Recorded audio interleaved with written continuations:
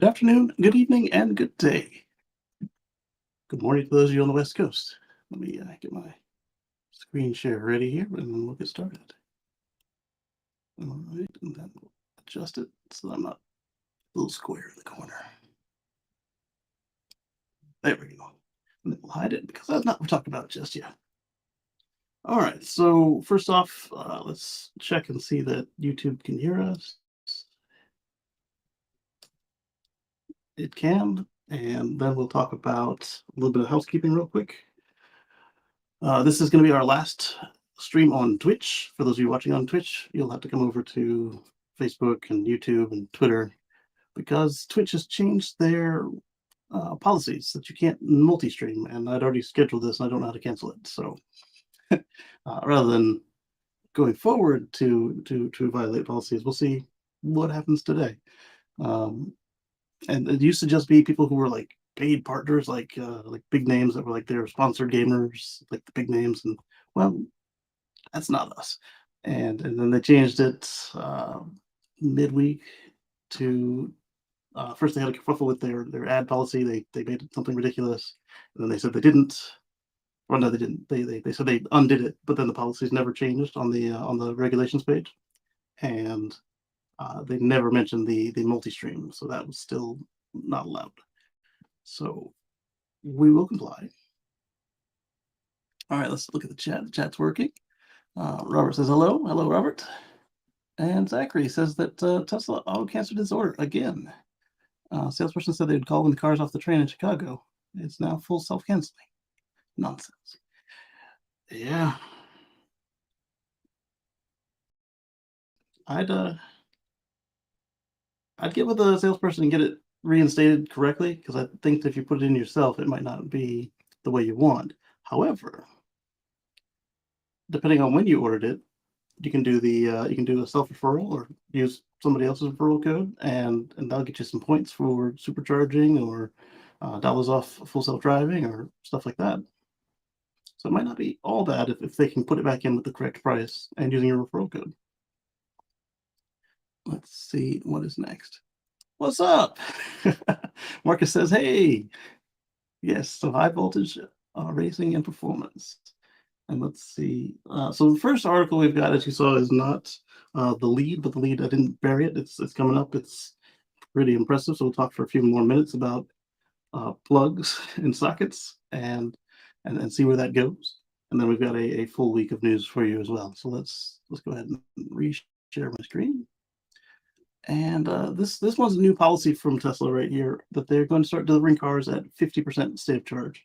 And they say this is a new regulation. It's been speculated that this is probably because of shipping. We had a whole car carrier catch fire with a bunch of VW ID4s and Porsche Taycans, Taycans months ago, maybe even a year ago. It was an example that folks can point to. And so while they're only going to give you 50% state of charge, they're also going to give you 150 kilometers of free supercharging. So that will make up for it. And also you can make sure that your car supercharges correctly before your first real trip, which is nice. So it's a little bit annoying, but what we found is that some folks are still getting a full charge. And in addition to the full charge, they're getting the 150 kms of supercharging credits. So not bad. All right. Now, let's find the next article. We've got a bunch of them, and I don't know which one I want to use. Let's use their tweet.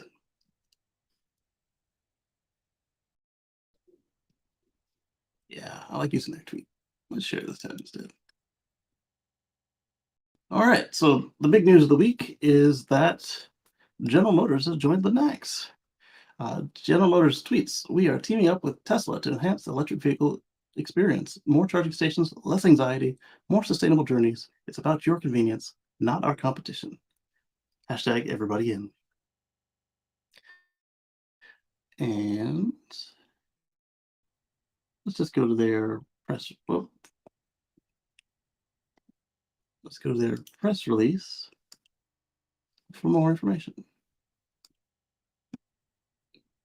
Share this tab instead. And so basically, theirs is going to be exactly what we heard with Ford.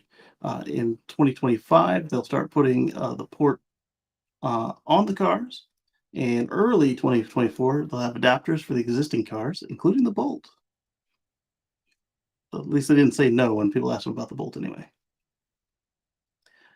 And built on progress made to date through the Ultium Charge 360 initiative to expand access for residential work and public charging. So they're saying that this has already been a commitment of theirs. It just shows what they were trying to do. And now they've got double the charging points and probably more than double of the working working stalls. Um, so this is exciting, and they join Ford and Tesla and Aptera in using the NACS port, which a lot of us feel is the right way to go because it's a simpler port.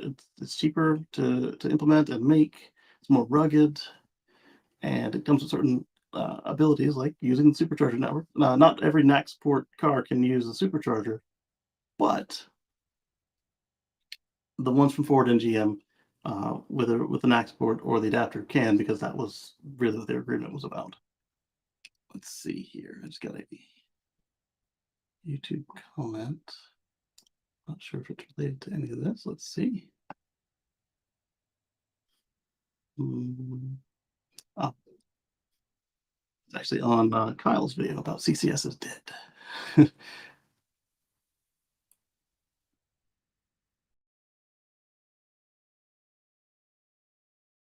This guy's complaining that the Cybertruck isn't out yet. New cars take time, buddy.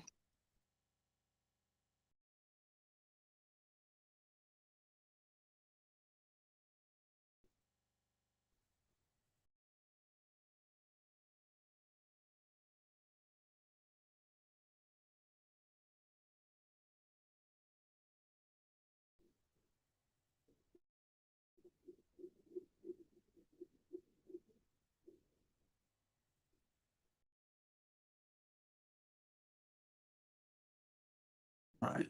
Next, we're going to continue on this. It's very exciting news. Oh, we got a tweet from me. Okay, so we'll share that.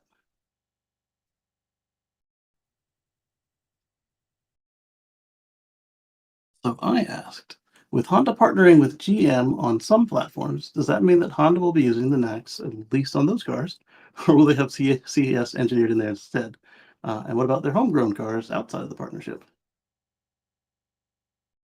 And BR Cooper says the dam is broken. They will all switch to NACS, and I agree. But will they go the straight path, or will they kind of circle around to finally get there? We'll find out. And then continuing on this, we've got ABB made a tweet or press release. Which one did I pick? I picked their tweet. ABB is a charging equipment manufacturer. They make the charging cabinets and the handles and the stations for charging networks such as EVgo and Electrify America. They don't make all of the Electrify America stations, so you can't say that necessarily they are the problem with Electrify America, because you don't see the same sort of problems with the other providers that you see at EA. So ABB Mobility has been driving progress for over a decade as a world leader in the e-mobility industry. We will continue to lead by adding the North American Charging Standard, or NACS, as an option for our products. Open standards and interoperability are foundational elements of a robust, scalable e-mobility economy. We will continue our commitment to global and regional standards, CCS, MCS, CHAdeMO, GBT, and collaboration with our partners of our partners and the rest of the industry to deliver charging solutions that accelerate the electrification of transportation for all. Electrify all the things. So what they're going to do here, it's not clear from this tweet, but it is clear from later statements, is on their new equipment, as soon as it gets passes their certification tests, their new equipment will offer the NACS port, and they will also offer retrofit kits for adding NACS to their stations that have already been deployed. So this will be incredible to see. And then, of course, CHAdeMO, they're saying they're not going to drop it if you want it. Should be great if you are deploying these stations in Japan, or if you are repairing a station that's already got CHAdeMO. And GBT is the Chinese version of CHAdeMO. Looks like Japan and China are actually going to make a new system based on both of those.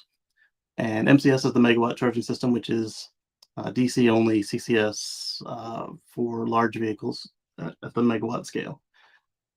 And then, of course, we all know what CCS is. Ricky says, wonderful to see companies like ABB North America so quick to take action. The future of charging in your EV in North America just got brighter. I hope your chargers become more stable. All right, all right. Next up, before we continue on with the good news, let's look at how CharN responded. CharN is the consortium that handles CCS1 and CCS2. CCS1 is the North American plug and protocol, and CCS2, well, there's CCS, which is the electronics, the communications, all that, and then there's CCS1, which we have in America, and CCS2, which you have in Europe. And their response, I thought, was pretty childish. Let's take a look. So we talked last time when Tesla opened up NACS. We talked about CharN's press release there, and it was pretty crummy, and this one is equally crummy. Let's take a look. So CharN responds to the Ford announcement to use the NACS proprietary networks. This is in response to when Ford did it last week, not GM this week. They haven't, so far that I've seen, they haven't responded to GM doing it. Here we go. In response to Ford Motor Company's announcement on May 25th to utilize North American Charging Standard proprietary network, in 2025, Ford EV models, the Charging Interface Initiative, CharN, and its members remain committed to providing EV drivers with seamless and interoperable charging experience using the combined charging system. The NACS, when not at a supercharger, communicates using CCS. But it's got the better plug on it, because CCS1 is garbage. It's big, it's bulky, it breaks easily. Apparently CCS2 it's older, but resolved all those issues because they didn't try and kind of glom on an older port to it. They did with Type 2, but they did a better way than we handle J1772 being smushed in there. Well, this also could be the end of J1772 as well. We'll see on that. So anyway, let's get back to what they say. They again say who they are. Electrification of all forms of transportation enabled by CCS and MCS. They claim that CCS and MCS are global standards for all kinds of, and they're not, because you've got CHAdeMO, you've got GBT, and you've got NACS. So they looks like they're huffing their own supply a little bit here. And really what this is they're concerned about losing their, what has been quoted at $100 per car to implement the plug and the protocol. And nobody likes it when somebody else, new comes to town, takes their place in the social order or whatever. So the new kids come to town, and now they're the cool kid. So anyway, the global industry cannot thrive with several competing charging systems. Well, step out of the way. CharN supports global standards and defines requirements based on the input of its international members. Okay. This is an international thing, and the port is not international, just the protocol. CCS is the global standard, says who, and therefore focuses on international interoperability, unlike NACS. Okay. they are future-proof to support many other use cases beyond public DC fast charging. Okay, name one. And you're saying that Max isn't? Okay, whatever. And what they're talking about is MCS here, not really CCS, because you got a bunch of ferries and other like watercraft and like heavy equipment that are charging via CCS, but they shouldn't. They should be charging with MCS according to Charin. So already they're lying through their teeth. All right, where were we? So they claim to be future-proofed, which uh, they're suggesting that the NACS can't handle megawatt charging, which it can. Further, Charin does not support the development and qualification of adapters for numerous reasons, like that they don't get any money for adapters, including the negative impact of handling charging equipment. Uh, like what? Tesla's been doing adapters for about 5, 6 years now, and we haven't seen any issues with their adapters. Let's see. And therefore, the user experience. Yeah, these things are bulky and hard to use, but that's because your ports are bulky and hard to use. The Chatham adapter is big, and the CCS adapter is bigger than you would expect for what it does. Where'd my mouse go? They're also for the increased probability of faults and the effect on functional safety. Yeah, if it's designed incorrectly, it could increase the risk of faults and effects on both functional safety. But part of the problem that they're worried about in this case is that they made the pins really shallow on CCS1. And if you followed their specifications to the T and didn't make them any beefier, then yeah, you could have some issues adapting CCS. But we're talking Tesla, GM, and Ford here. These three companies can't afford to have any incidents, so you can be assured that their adapters are going to be just fine because they don't want to expose themselves to lawsuits. Now, the Chinese knockoff copy that you get on Alibaba or Amazon or whatever, maybe not, but that's a risk you're taking by saving tens of dollars because the Tesla one probably won't be very expensive on these cars either. It's like it's not on their own car. Let's see. There are also a variety of technical reasons related to lower current bit ratings, variations of electrical requirements, and mechanical loads caused by the weight of the adapter. Yeah, the weight of the adapter is oh yeah, that's so big of a concern. How about the weight of the cable? You guys have these shocker cables, and the CCS to NACS adapter is it's pretty chunky and pretty heavy, but it's still lighter than the port is rated to deal with. So we're good. And then it's going to be the same on the other direction as well. In fact, there I would think there'd be more stability because you've got on the CCS to NACS, you've got this big thing coming down into a little bitty contact patch. And going the other way, you'll have a nice large surface area coming into a teeny tiny cable. So I don't think that a NACS to CCS is going to be as big a deal as these people are freaking out about or claiming to freak out about. They're freaking out about the lost revenue. See Charin's position paper. Let's open that up for later. Focus on market acceleration and adoption of CCS should be the first choice. Abandoning open standards for proprietary standards. Well, they just called it a standard. You just said it wasn't a standard. So is it a standard or not? Anyway, proprietary standards will inevitably lead to further consumer confusion, really, and delay EV adoption. Yeah, sure it will. CCS has gone through many years of rigorous standardization process, which is required activity for any new standard proposal. After a decade of collaborative work and domestic and international EV industry is aligned around CCS. Really? You can't use international for North America right here now, can you? And on top of that, um, with these three automakers, I'm not counting up Terry yet because there aren't any cars on the road. With these three automakers on NACS, that is anywhere between 60 and 75% of the market. So that's a de facto standard, regardless of how you want to look at it. All right, so they have, for example, they have 300 domestic and international Charin members. Okay, Tesla's a member, GM's a member, Ford's a member, so what? The majority of domestic and international automakers, international doesn't matter. And then they name the people who are still using it. Audi, BMW, Daimler, Ford, at the time, GM, Honda. So Honda's probably already over on the Max as well. Hyundai and Kia, Lucid, Lotus, Mazda. Yeah, Mazda. Can you CCS charge the 100-mile Monster? MAN is a truck manufacturer. Mercedes-Benz, Navistar, another truck manufacturer. New Flyer trucks again. Nikola trucks. Nissan.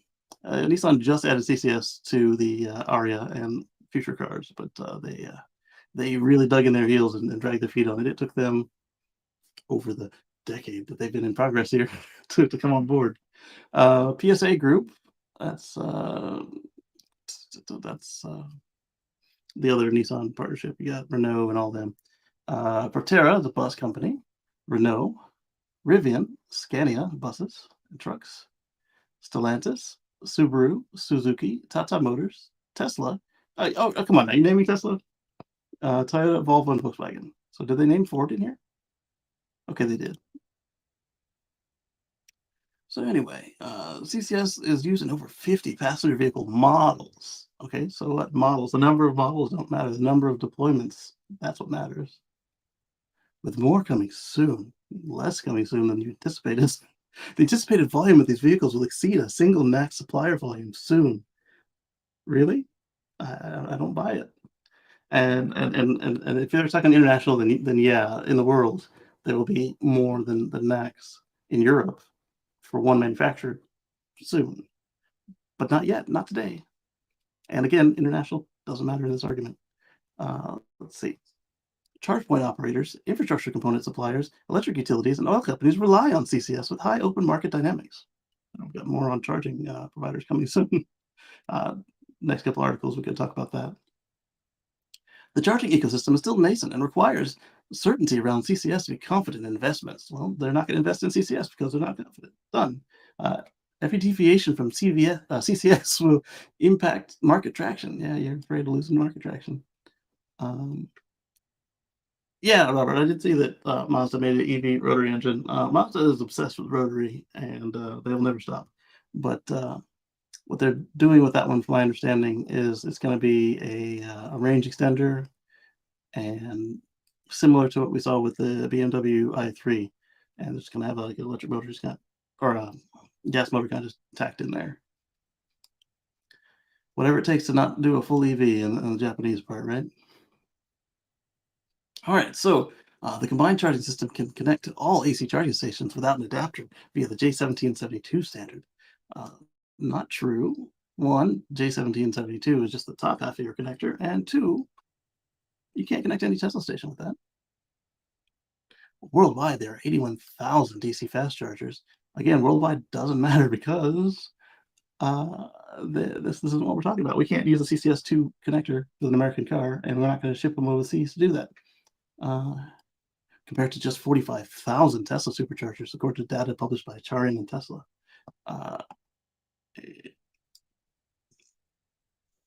This is not a fair comparison right here.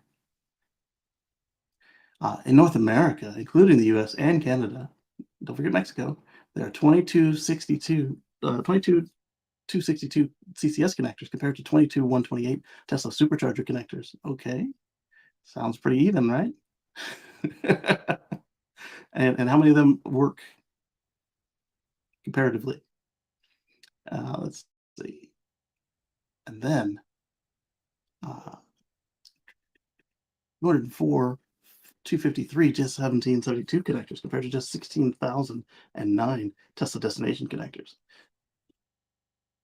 Well, it gets worse than this. Watch what they say. According to recent PlugShare data, which includes public and restricted use. Restricted use is they're gonna have whatever port their car has, so that's gonna change, and you can't count it if you're talking about stability of the public and blah blah blah.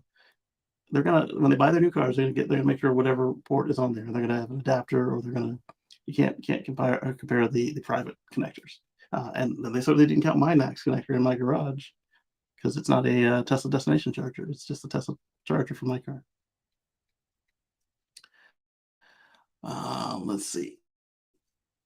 The cables and connector assemblies are NRTL recognized, which makes it easier for EVSE manufacturers to adopt the standard and build equipment. The cable's not actually part of the standard in NEX, so that doesn't have any effect on this. They can use a CCS cable. They can buy a cable from Tesla if Tesla starts to sell them.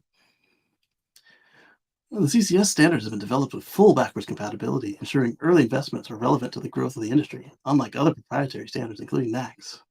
All right, so this doesn't really matter. It's true, but it doesn't really matter. The NACS connectors on, actually, there's still Tesla 2 connectors on the version 2 superchargers. They will not work on the Ford and Chevys because they don't speak CCS. They don't. They speak CAN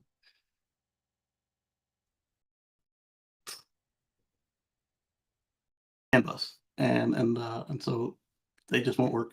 But if you notice in the announcements that GM and Ford didn't say, "Oh, we have access to 45,000 new chargers." No, they said we have access to 12,000 new chargers, which is the version 3 superchargers and the new ones going forward. So that's a non-issue. Nobody was advertising backwards compatibility. Then they say NACS is not a standard, but then again, if you say that, then neither is your stuff. NACS is not published or recognized by any standards body. So they're saying that you can't find NACS in a book that you pay for the let me buy the how to make a tea uh, uh, standards of operating procedures, how to make a cup of tea for $10,000 on how to make the perfect cup of tea. So what if they're not in there? They're published for free. All right. So because you can't find them in ISO, IEC, or SAE, such a process is collaborative and ensures that all interested parties continue to contribute their ideas. And the fact that all these parties contribute their ideas is why your connector is garbage, because it's got it's just a committee design monster. And nobody saw the tabs would break off easily, so that's why you can't charge at so many stations. This announcement is a proprietary implementation between two automakers and should not reopen eligibility decisions on public infrastructure funding. So that's really what they're worried about here is the money. And this was just again just at the Ford announcement, but now it's a private implementation between three automakers, or actually four if you count Aptera. And so they're saying public funding should go to open standards. We want the money. Give us the money. And then recent activities and announcements will address concerns about charger reliability. So they're trying to say that, we can be reliable. We will be reliable. And let's see. Charan joined the Joint Office of Energy Transportation and the National Laboratories to support the launch of the National Charging Experience Consortium. A little late, isn't it? A decade after you got your plug out there. They'll adjust charge interoperability issues. And so basically, they've copied Ford Charge Angels and Tesla's automatic reporting. Good evening, Anders. Good evening from Stockholm. And let's see. We strongly encourage the EV industry to work with Charin's membership base to create fully interoperable EV charging networks. So don't forget about us. Give us money about Charin and about the other Charin. So anyway, moving on to their. Oh wow, they have a whole paper on why they don't want to have an adapter. So let's just look at the chart. It's 3 pages long. So zoom this in a little bit.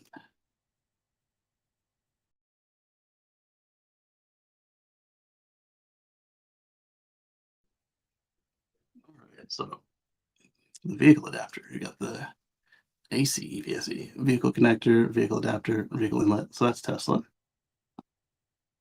on a J1772. And then the socket outlet, the adapter, and the plug, and the vehicle connector and the inlet. So that kind of adapter could be a problem depending on what level of charging we're talking about. I've done that one too. And then the adapter cord, where the cord does the adapting. I don't see a problem with that at all. All right, so then you've also got for the DC, you've got what we see already with the NACS and TCS and CHAdeMO. You got the DC connector, the adapter, and the inlet. All right. Cord extension set. Assembly consisting of a flexible cable cord fitted with a plug and portable socket that can match each other.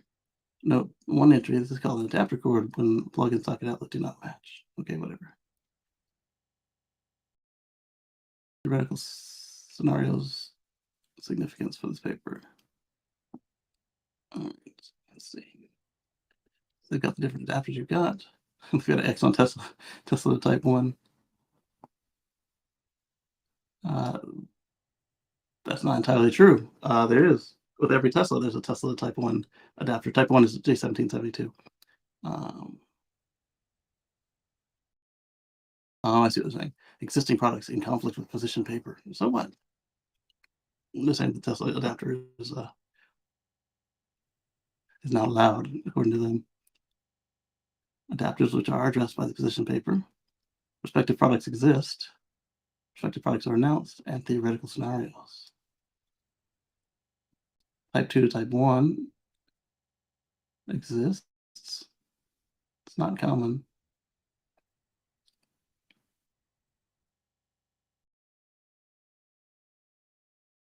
Let's see.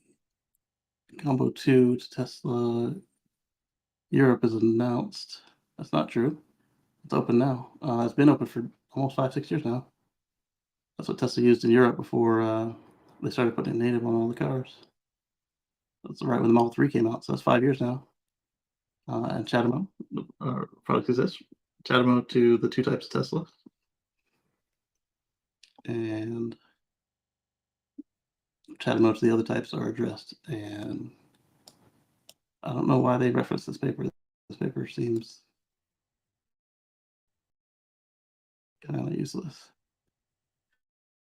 Charan doesn't endorse the use of adapters for electric cars with CCS charging interface. All right.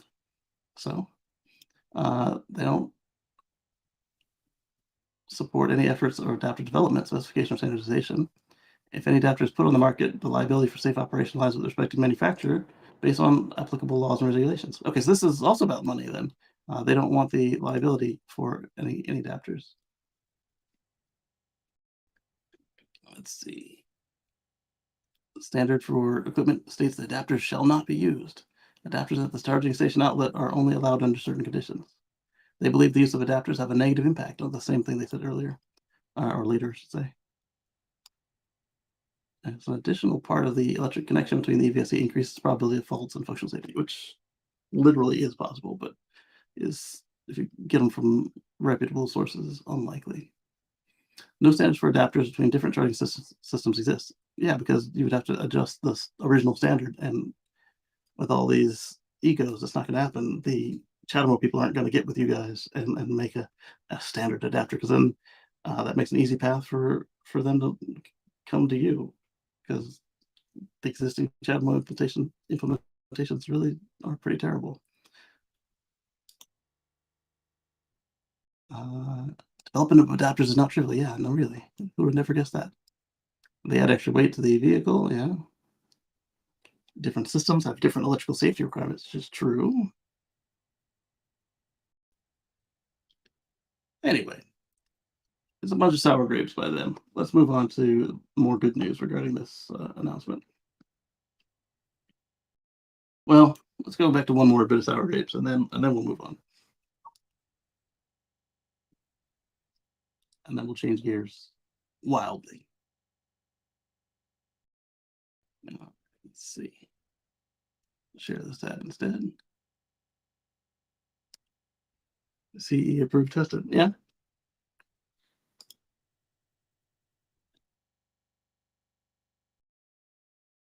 So the White House says CCS connectors are still required for federal EV charging station funding, because as we saw, if 2 or more automakers are using a plug, that it should be allowed. But let's look and see what the White House says here. Tesla scored 2 charging victories, 12,000 superchargers in 2025. Both will add NACs to make a seamless experience. Following the announcement by GM, there's been a domino effect across the industry, with multiple EV charging providers saying they'll be adding NACs to their stations, which I think is what we're going to talk about next. and both as retrofits to existing stations and including it when building out new stations. The announcement the announcements have effectively killed what used to be considered the EV charging standard in North America, CCS, overnight. And despite this and the fact that the majority of EVs that will be added to the US roads will soon be using NACS, the White House says that in order to receive federal funding to build EV charging stations, they must still include CCS connectors. There's a lot of money at stake as the administration has set up $7.5 billion to build the EV network of EV chargers across the country. The position by the administration was shared with Reuters by spokesperson Robin Patterson, who said, earlier this year, we developed minimum standards to ensure publicly funded EV charging is accessible, reliable, and affordable for all drivers. And we required interoperability to promote competition. Those standards give flexibility for adding both CCS and NACS, as long as drivers can count on a minimum of CCS, says Patterson, which, even as slow as our government can be, that won't matter going forward. All they have to do is update the regs. But this person is correct in that, well, I might be correct. I haven't read the regs. But if the regs call out CCS, then yes, you have to abide by the regs to get the money. But then soon enough, just strike that from the regs and you're good. Fortunately, Tesla has this position covered after developing the Magic Dock, which is a built-in CCS adapter that can be easily added to supercharger stations in a matter of just a few hours. Or if you've built the station with one in there already, it doesn't require any additions, just deploy it. Here's this one's comments.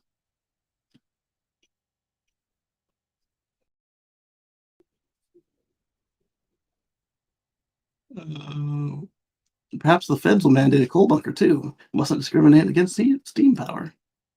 Like I said, I don't think that will be there for long. Moving on. Dan says, Dan, though, don't forget that it doesn't really matter because the stations have adapters on them, and we're not going out and removing the existing stations. So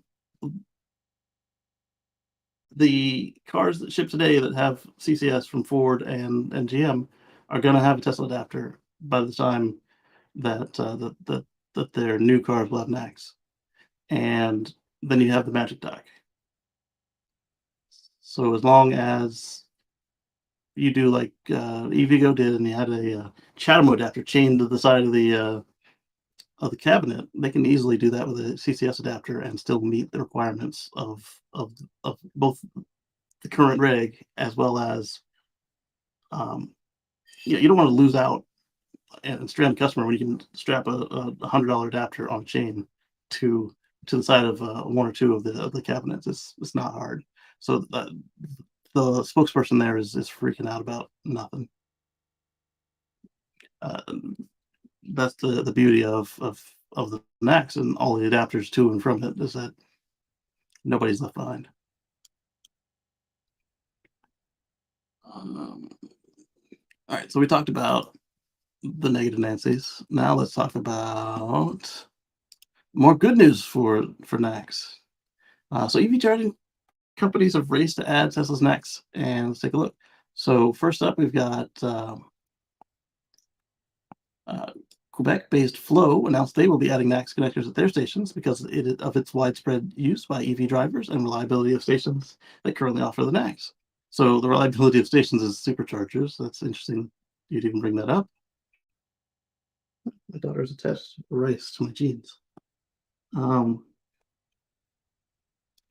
then the real point here is addressable market. Like 80% of EVs out there have an export, and if you can get them to come in without having them buy an adapter, then that's just more business for you, especially if it is as simple as changing a cable for you. Let's see. In a statement, the company didn't specify when or where it was going to be adding NACS, but it did say it has the capability to rapidly adopt the new standards. And again, this is going to be easy for them to do because on the charging station side, NACS uses CCS protocols, and so all they have to do is change the cable and connector out, and they're good. On the vehicle side, it's a little bit tougher because to do a retrofit, you need to add a way for the car to uh, decide if it's going to AC charge or DC charge, because those both happen on the same connector. On the new car side, it's cheaper and easier because your hardware is less cables, less connectors, less equipment. And then if you're designing a new car, you'll have already put in the circuitry to detect what's trying to plug into the car and to flip the connections the correct way, either bypassing the onboard charger or using the onboard charger. Hi, baby. You still wearing your shoes? What, we got some new shoes. She walks like a little duck.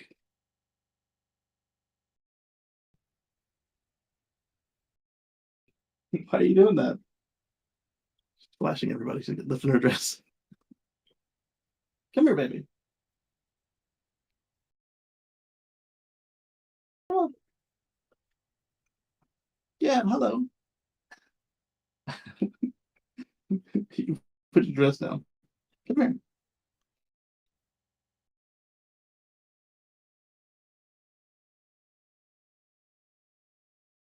No, you don't want to talk to everybody? Okay, that's fine. Bye. Oh, Circuit Electrique, the largest public electric vehicle charging network in Quebec, has also begun discussion on adding NACS to their charging station.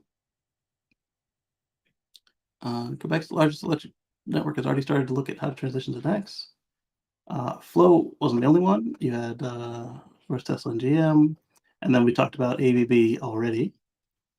And let's see, they've got further update on ABB. There we go. The company said on Twitter it'll be adding NACS to both existing stations and new stations moving forward once they've had the opportunity to design, test, and validate the connectors. There we go. One comment. Tesla supercharging growing about 30% a year. They need to grow a bit faster, but there aren't that many Ford and GM EVs in North America as well as the Tesla fleet. Yeah, but the way they grow it is based on what's out there to use it. They're not going to just have stations ready to never be used. So we're going to see a ramp up, especially if, and likely did happen, is that Ford and GM had to pay in to get the access to the API and the full supercharger network. So if there was any money involved, then we know that Tesla's likely to use that money and continue to deploy the superchargers. Another point that was brought up is that somebody suggested that maybe Tesla will be moving the superchargers from Tesla Automotive to Tesla Energy going forward. There's been nothing from the company on this, but it would make sense and it would be a good idea. All right, I told you we'd be changing gears entirely from talking about plugs for 30 minutes. Um, let's see. I don't want to buy anything. There we go. Samsung Newsroom. More like the less like the less microfiber. This is a handful. Like the less microfiber cycle, Samsung and Patagonia's newly developed washing machine filter has the potential to add a real impact on the health of the aquatic ecosystems. The less microfiber filter reduces microplastic emissions by preventing them from escaping into the ocean at the end of wash cycles. It will be available to select Samsung washing machines in Europe beginning in the second half of 2023 and can also be purchased separately and applied to any washer on the market, regardless of brand. So this is, obviously, if you buy a Samsung washer, they'll be built in, but, well, this is helpful. They had a video on it. Oh, here we go. No, not really. All right, fine. We will do a search on it.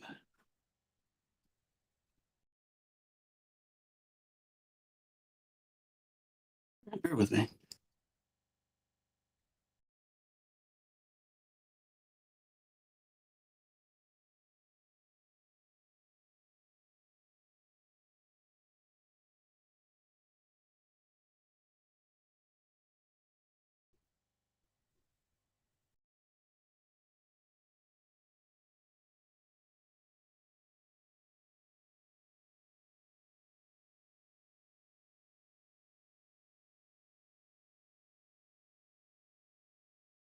Here we go.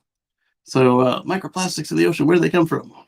All kinds of places, but single-use plastics, your clothes, synthetic textiles, 35%.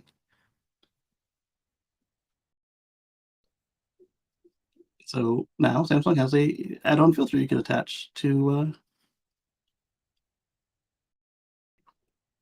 filter out these microfibers, these microfiber plastics from 98% of them will not be released if you have this filter. So they'll filter it before it gets discharged in the wastewater.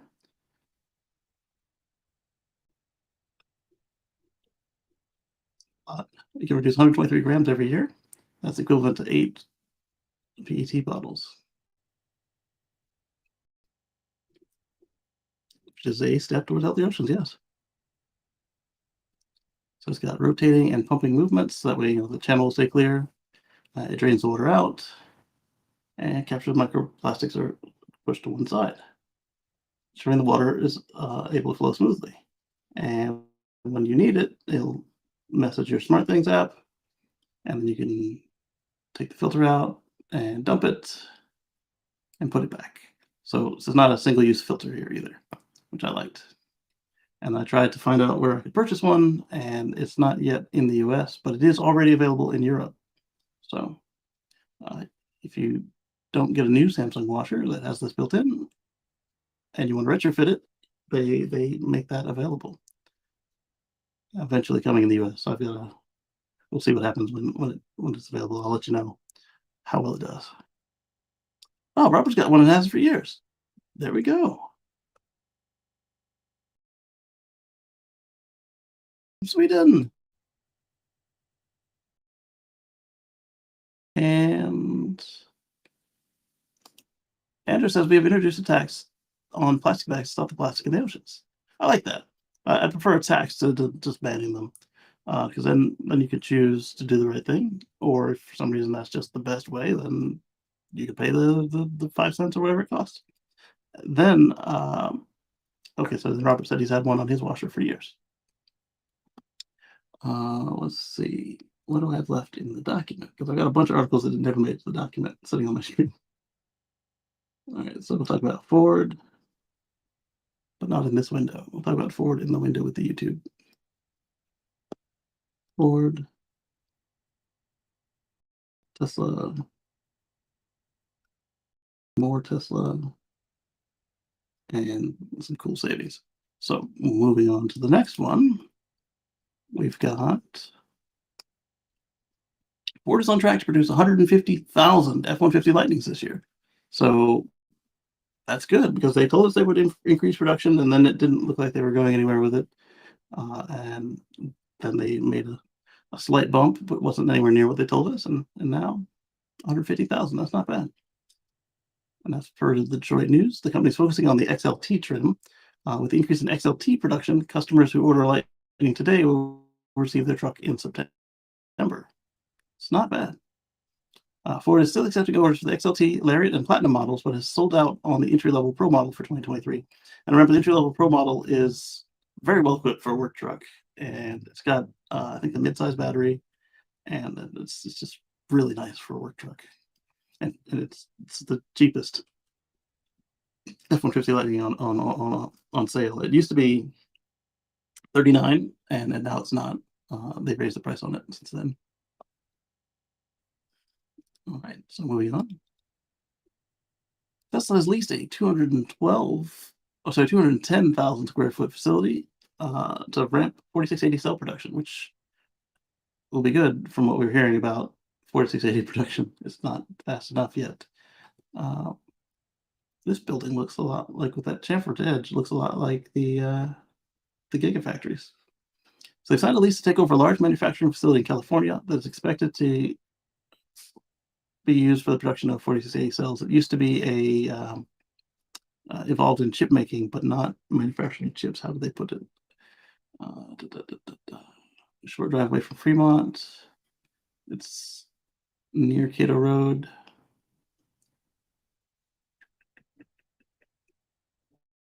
This hasn't said anything. It was previously leased to Applied Materials, a company specialized in building equipment, services, and software for the manufacture of semiconductor chips back in 2020. It was expected to spend millions of dollars to convert the space into a manufacturing hub, but the company abandoned those plans last year. Hmm,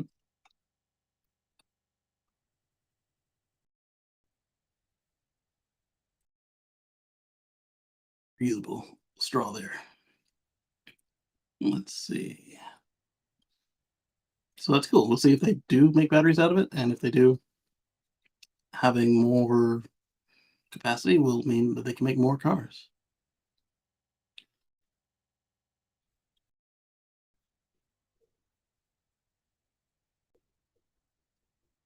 It's an old article. Interesting they chose it.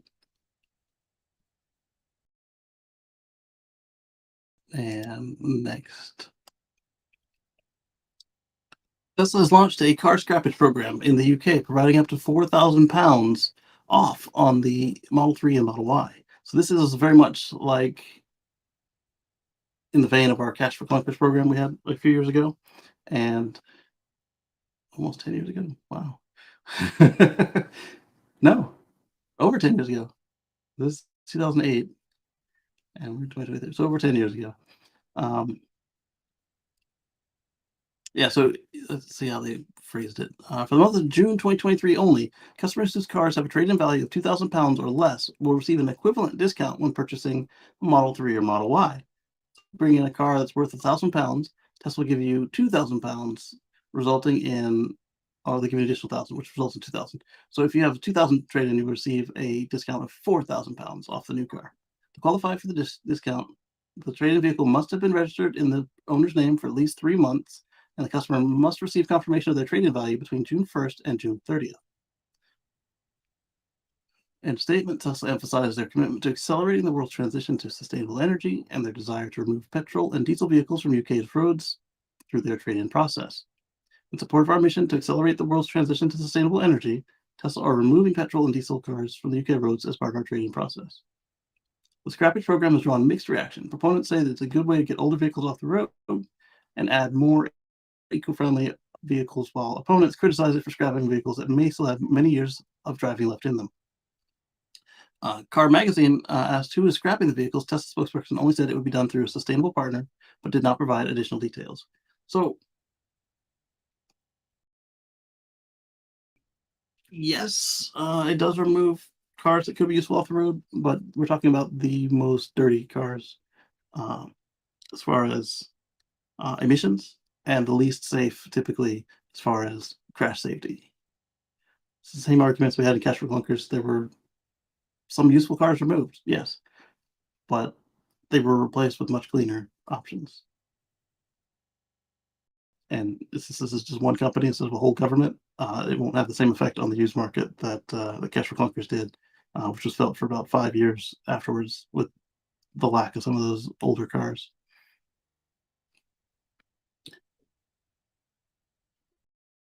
Okay. What does this mean? So last year, Shanghai will exit the closed loop system on June 11th. Oh, okay. I see what that is. Moving on.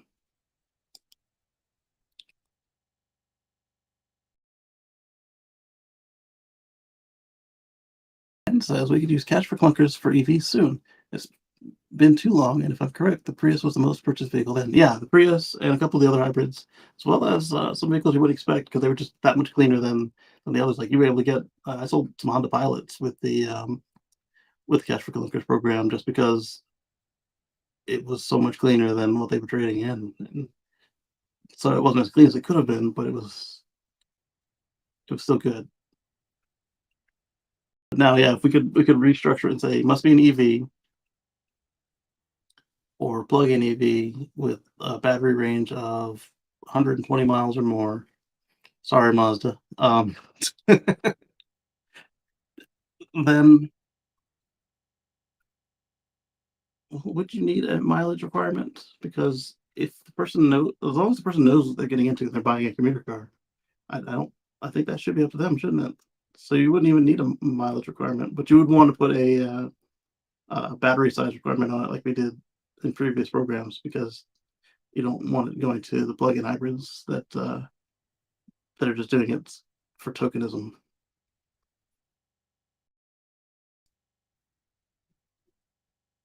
And on that same vein, a shift to EVs and clean power could save almost 90,000 American lives by 2050, according to a study. This one I didn't read, but did skim. A report from American Lung Association has suggested that if the United States were to eliminate gas-guzzling vehicles from its car lots by 2035, which we're on track to do for the majority of the population,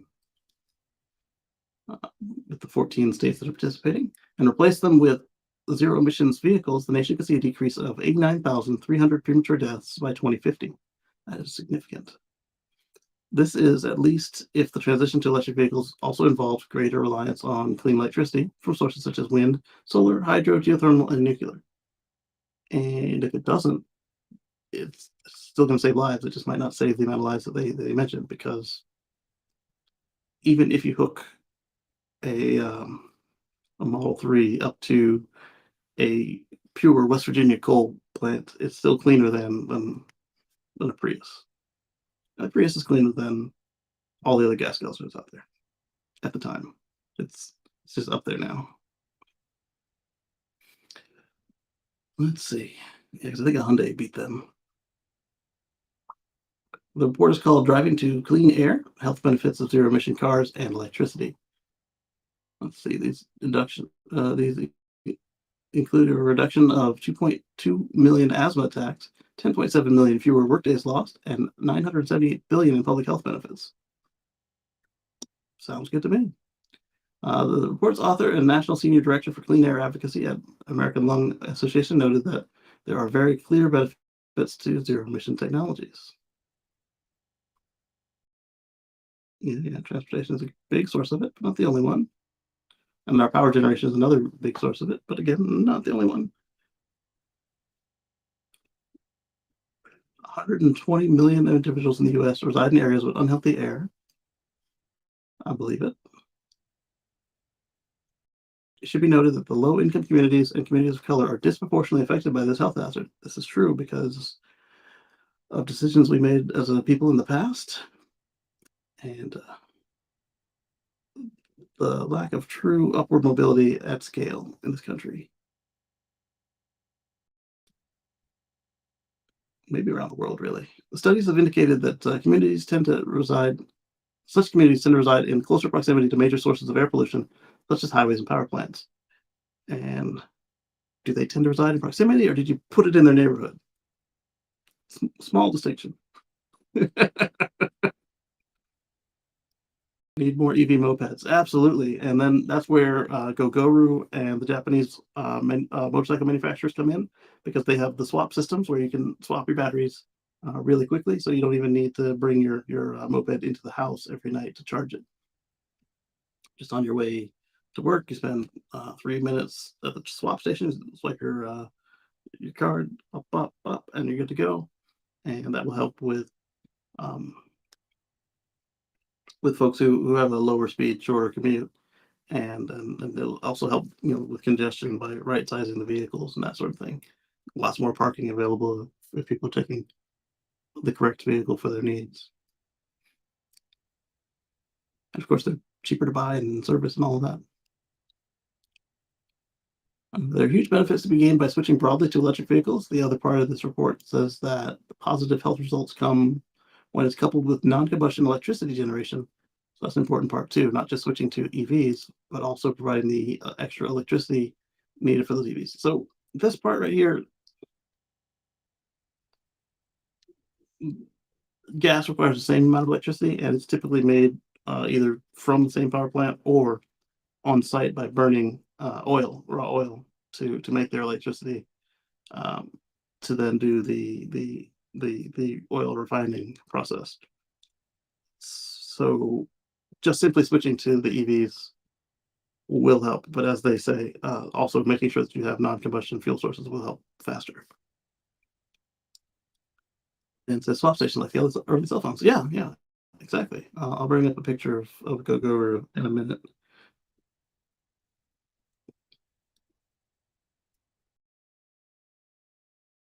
version is negative 90. 90K in 30 years is not a lot. Drugs kill 90K per year. Well, people choose to do drugs. These people simply were alive and breathing. As the poor, the sick, and the elderly will pay the ultimate maximum price for air pollution in this age of unlimited fossil fuels. We have to keep going strong. By 2030, everything should be looking a lot better. We will know if we can make it. So anyway, I promised you a look at the Gogoro.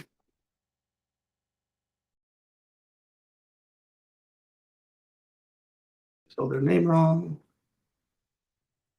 Gogoro. I spelled it wrong.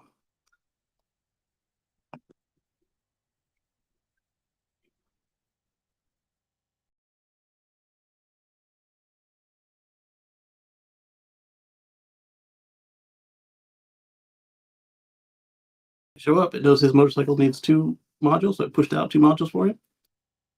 And he put his 2 in the empty spots. And he gives him 2 fresh ones. Puts them in his moped, and he's on his way.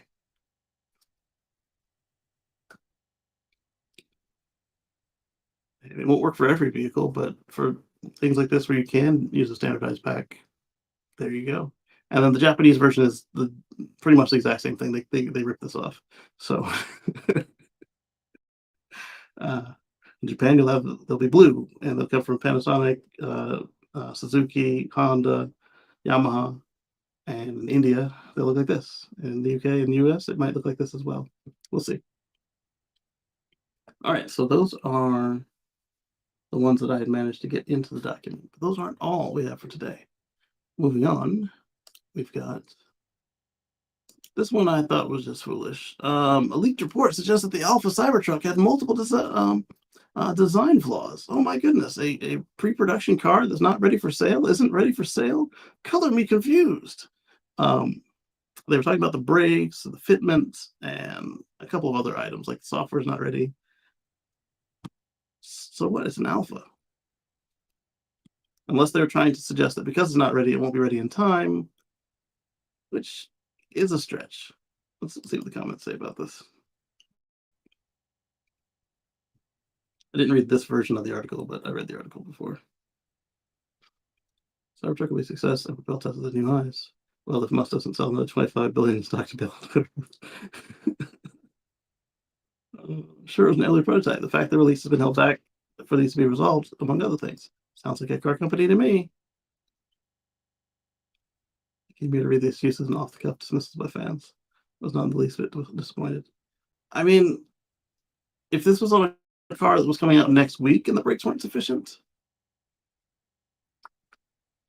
I don't know. Like the Model 3 when it first came out, the brakes were average, but they weren't supposed to be average. They were supposed to be good. And there was a software update, and the brakes were made better. So even if this was a week out, I'd be concerned at that point, but not. This guy is falling. This guy is falling. But this is an alpha. Like this is not even the betas. So these aren't even the cars running around right now. Hope you're disappointed. It's fixed when I sell the hotcakes.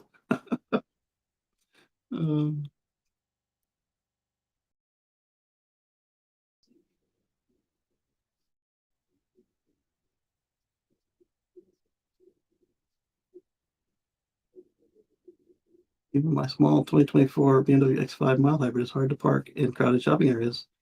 I wonder how many fender benders, bumps, or scratches this might get when random soccer moms and HOA dads get their hands on this. That's a good question. And are constantly distracted by text messaging, phone calls, and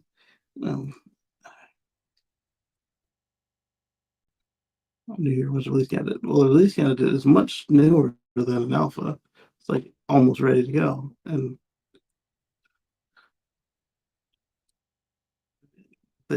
they're not the only ones that use the software cycle to describe their cars. They were just the first ones people noticed doing it.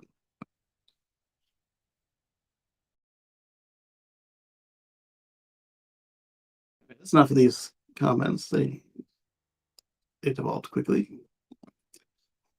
All right, so North America's largest battery electric bus order. Shrink these notifications, they covered up my screen.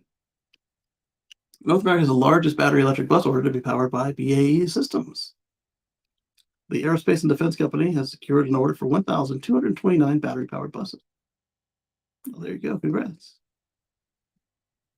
They'll provide the Gen 3 electric drive system to Nova Bus as part of the largest bus order to date. The electric people carriers by Nova with the BAE systems drive units will be used by 10 transit authorities members in association. Quebec's transportation network, okay, which makes up 99% of the public transportation in major urban centers in the province of Quebec. Wow. So basically, you got the whole province order. It's incredible. Nova Bus is owned by Volvo. Okay. And this will be in a 3-year period starting in 2025. It starts with, or it adds the 1,800 buses they already have in use. And they have 200 kilowatt BAE drive motors. And it's at 380, 38, 35 pound-feet of torque or newton meters. Okay. Modular battery offers 594 kilowatt hours of energy, and a CCS plug can provide up to 150 kilowatts of power to replenish the cells. So remember, the world standard has trouble providing enough power for this bus because it should be using MCS, or might as well put a NAC port on it and give it megawatt charging, because you can do megawatt charging with half a megawatt hour of power. There's also the option of overhead charging, which can top the pack up at 450 kilowatts. So it sounds like the CCS is holding this thing back. If it can charge at half a megawatt on the roof rails. All right, CCS. We hear you, Sharon. All right, so the Gen 3 system features an electric motor and advanced power electronics that make use of new technologies such as silicon carbide to improve heat management and increase the performance of the vehicle. It's based on the Nova Bus LFS platform. The frames will be built at Saint Francois du Lac, and the buses will be assembled at the Saint Eustace facility in Quebec. All right. Cool beans. Next up, we've got, this was a bigger one, really. Still Volvo. Volvo says their lineup will be fully electric by 2030. No ifs or buts. But it's not really the one I thought I was clicking on. I thought I was clicking on the new Volvo car. The Swedish car maker from China takes a jab at rival brands, which continue to sell ICE and in the future. So the XC40 Recharge, I think, is the one that just came out, or the X30. Either way, they just had a nice, small, cheap EV come out, and I thought that's what I clicked on, but I clicked on this one instead. I didn't mean to discuss, but there it is. The EX30 is the one I thought we were talking about now. Volvo will not sell a single car that's not full electric after 2030, regardless of the market. Wow, that's incredible. It's a stark contrast to rival brands such as Mercedes-Benz, which plans to go all electric by 2030, where market conditions allow.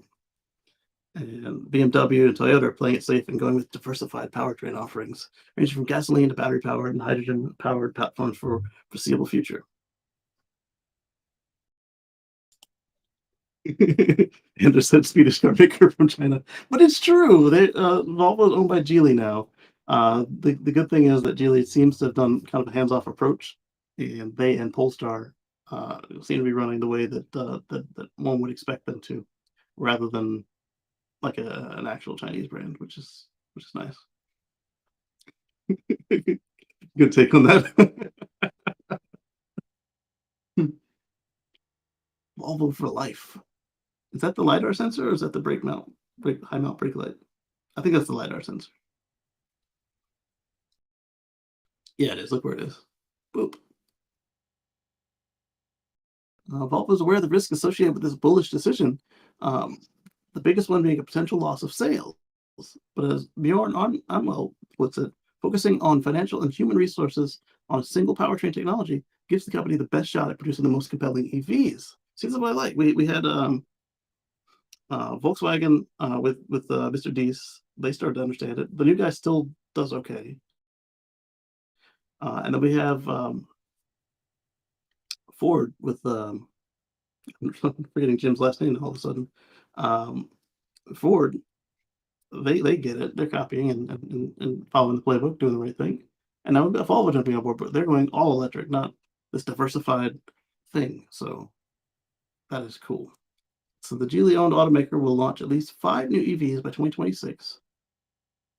And they just launched the EX30 crossover. So let me click on this because I don't know where my EX30 article went. Hello, baby. It's nice to see you. Okay, your shoes are off. Good. You want to say hi?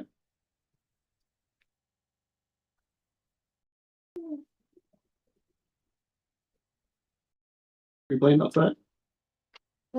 You were. Nice. Okay, so you have coupons. You going on sale?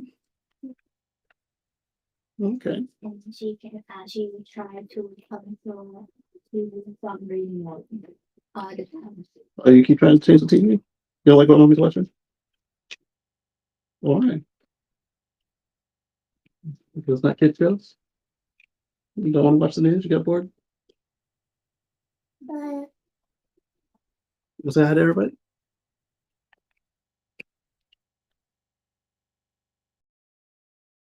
I don't see any faces. And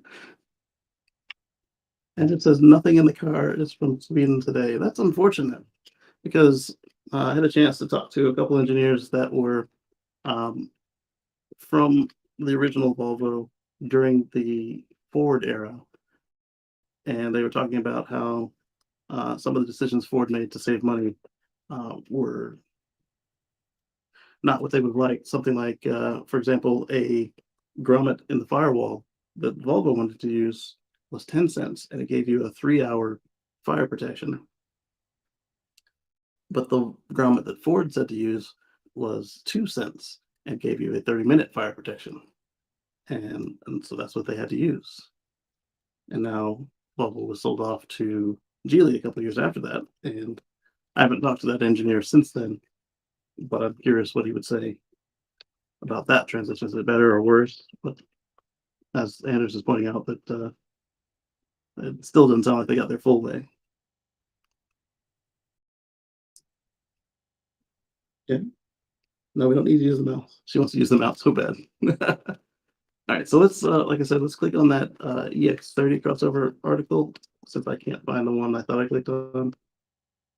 And Volvo sold 10,723 all-electric cars last month and 46,817 units to date, year to date, sorry, an increase of 11% compared to the first 5 months of the year, of last year. And let's look at the comments real quick. There's only 8 of them. Yeah, no, you don't need to flash the camera. But you want to? Well, we're not gonna. Good thing nobody can see you, huh? You're wearing orange dress, yeah.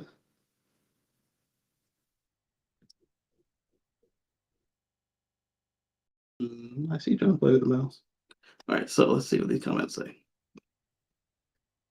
Less excited by this after seeing that their vision seems to be the same as Tesla, with everything on the screen. Maybe a second screen in front of you. Oh, that was something that was pointed out with the X30, is that it's got the one screen in the middle like the Model Y.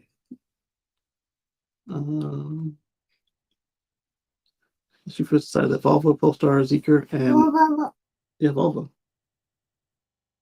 Volvo's fun to say. I thought so too when I was a kid. LVEC are all electric only, because other brands like Lotus, Smart, and Geely can still offer a mix. Okay, that's a good thing. They won't. By 2030, you expect a complete fool to put a shaking, rattling, poison spewing piston clinker in a new model of a car, especially in a car which brands itself as a performance mark. The EV would be way more sophisticated at that price point and would outcompete the clunker on every single metric, especially the pollution one, by the way, with the world experiencing top 10 hottest year every single year over 10 years straight now. It's clear we can't continue this crazy geoengineering experiment we've been conducting for more than 150 years now. Agree. Well, Volvo, it's nice to see some legacy automakers with some common sense, which is increasingly rare in this virtual singling auto world, which vow to keep making ICE long after it's economically feasible to do so just to score points with gearheads. It's your funeral out there, William. Economics does not care which powertrain you prefer. ICE sales have been collapsing since 2016, with prices increasing to make up for lost sales volume. That is unsustainable. EVs will quickly displace ICE as the affordable option in the next 2 years, as happens with every tech disruption.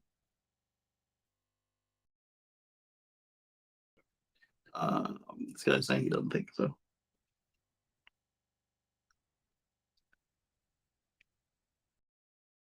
Your platform sharing with other brands such as Zeekr and Smart, your home market comprises over half the EV changes.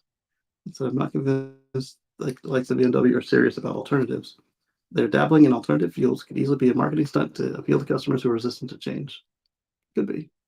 All right, so now let's go over to the X30. EX30, sorry.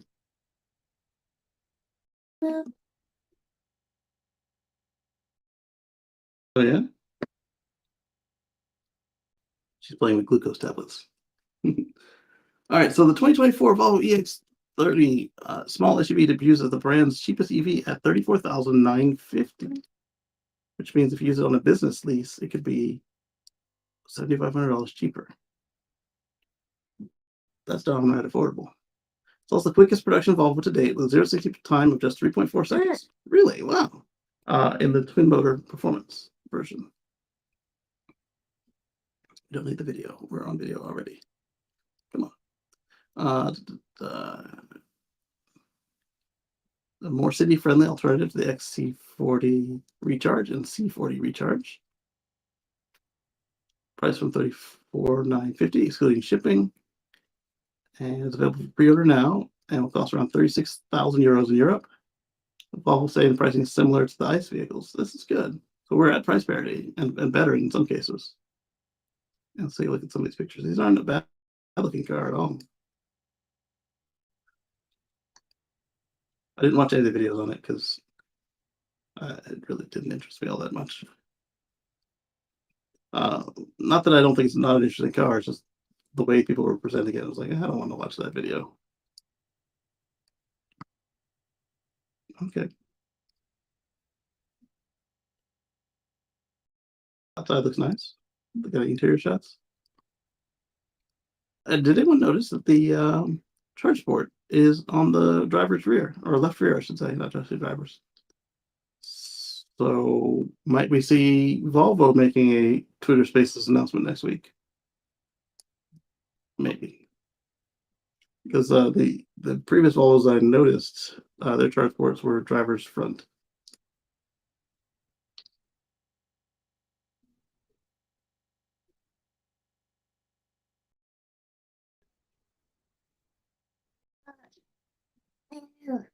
Oh yeah?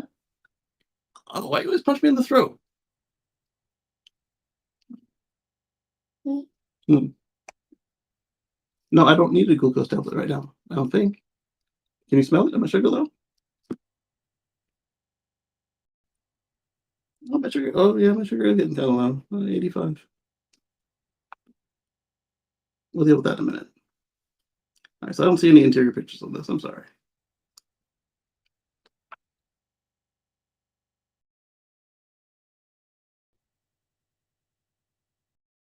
Okay, that's sweet. Oh, there's some interior pictures.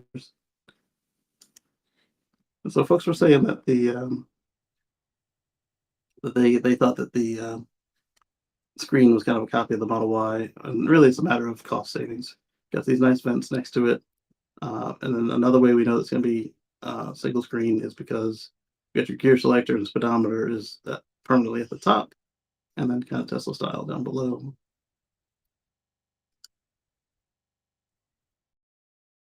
A nice looking interior, I think. Very minimalist, but they can give you the features you want with the cost savings of not having all these different components up there. Oh, Yeah. I know. Oh yeah. Oh my. Oh my. Yeah. So you still have stocks and steering wheel controls, so they didn't go for the ultimate cost savings there. And that console looks nice. Oh yeah.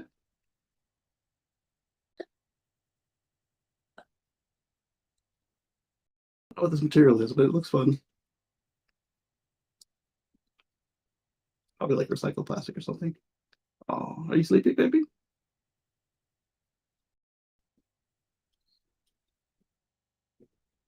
You get all that for 36 grand. Not bad. Oh, they got the glass roof too.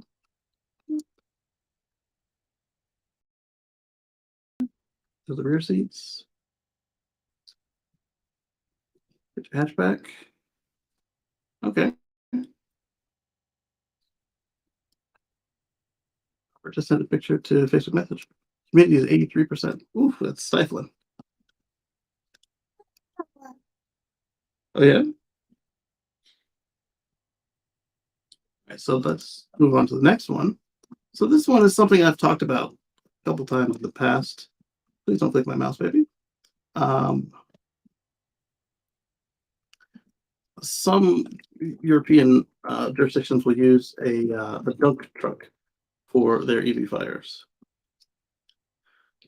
And so this one is about a German group. Where's my mouse? What do the mouse? 4 screens over. We'll take a fire ravaged car for a swim to cool it down and eliminate the risk of thermal runaway.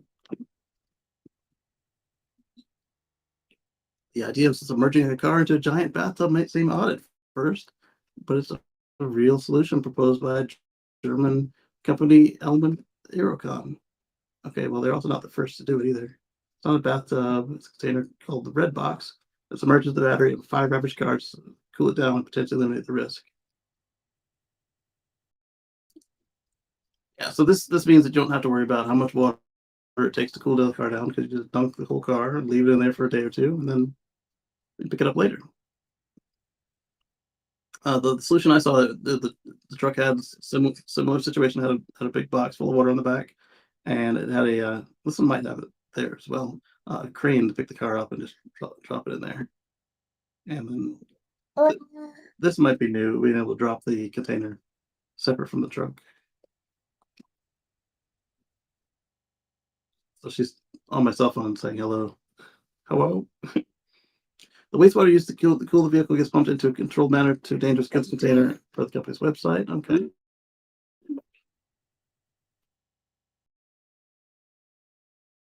It's unclear how this apparent solution doesn't exacerbate the problem, as lithium-ion batteries might react violently upon water seepage. They could, but then it's already in cold water. You want down, baby?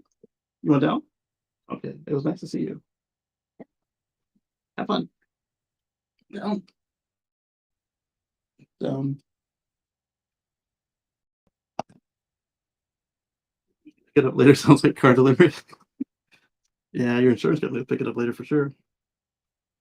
All right, let me switch drinks and eat a sugar snack.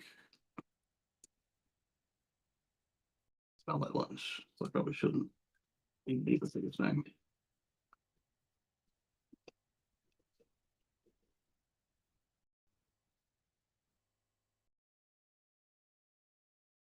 All right, let's see.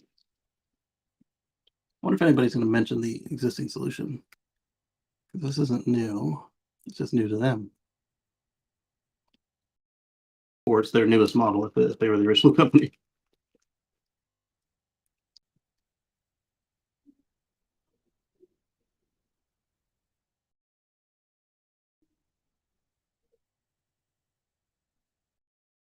Just 5 fires involving Teslas for every 1 billion miles traveled. Why present it like this? Why not show how many cars instead of how many miles driven? What's wrong with that? It seems to be a way to hide useful info. I've driven EV for almost 8 years and I don't hate Tesla cars. I'm aware of EVs being less fire prone than ICE. But EV fires are super bad when they rarely happen. Even after 8 years, I still worry about burning my house down, charging my EV in the garage. It's a valid worry. Humans are bad at assessing risk.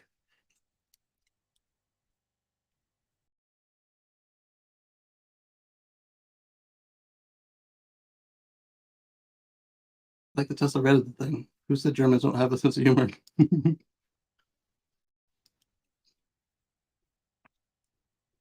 Electricity and water, what could go wrong? Well, you see, the problem is that they suggest that you douse the car with water until it cools down. So,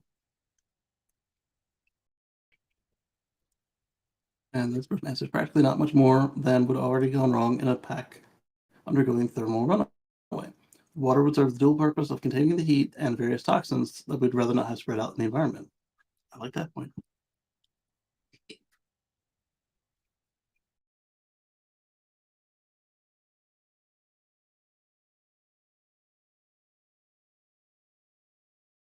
Hmm. That being said, the question is, when does a wrecker decide to submerge an EV if as a precautionary measure after a wreck that may lead to the very problem that might or might not have occurred otherwise had water not been poured around the pack with compromised structure integrity? Well, hopefully you would wait till it's on fire before you pick it up and then dunk it. Ideally, the best approach would be a container to hold the EV after a wreck and built-in sensors to detect heating up that would then trigger the water, or even better, a more specialized extinguishing material. I think water is fine. When you read the fire response guides from all the manufacturers, they just say lots of water, cool it down.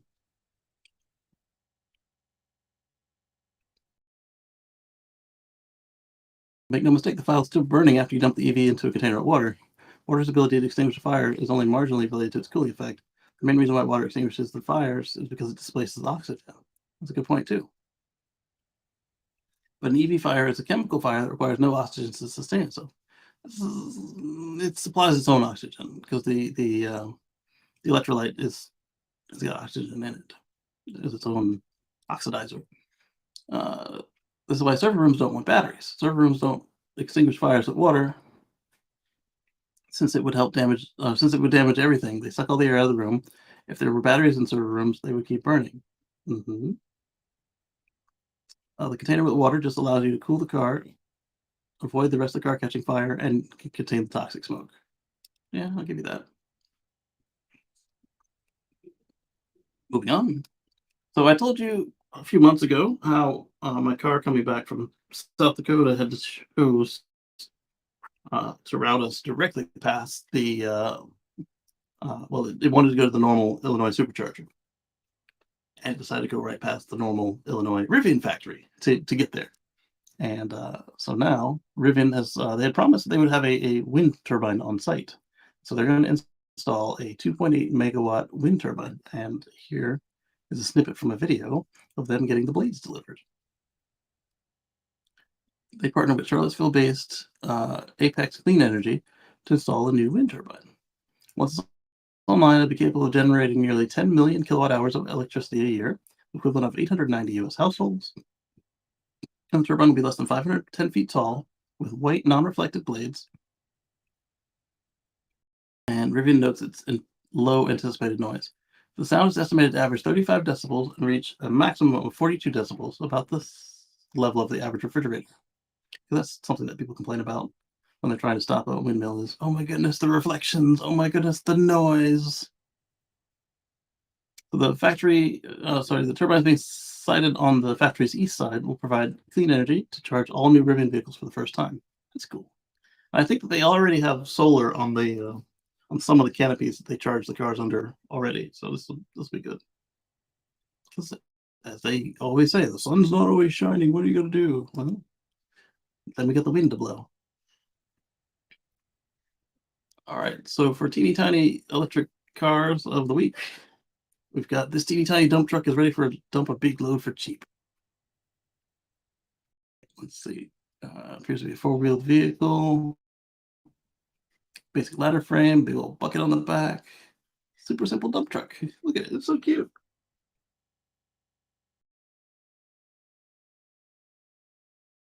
They offer motor powers of 1 kilowatt, 2 kilowatts, and 3 kilowatt. Weight appears to increase considerably from the 520 kilograms, a little guy, up to the 1400 kilogram, 7,000 watt beast. Wow. So 7 kilowatts. Oh, they did mention 7 kilowatts up top. Wow. So 520 kilograms for 1 kilowatt, and for 7 kilowatts, 3,100 pounds. That's not a bad price either. They've got this listed at $19.50 with discounts for bulk ordering, which will bring the price down to $14.50.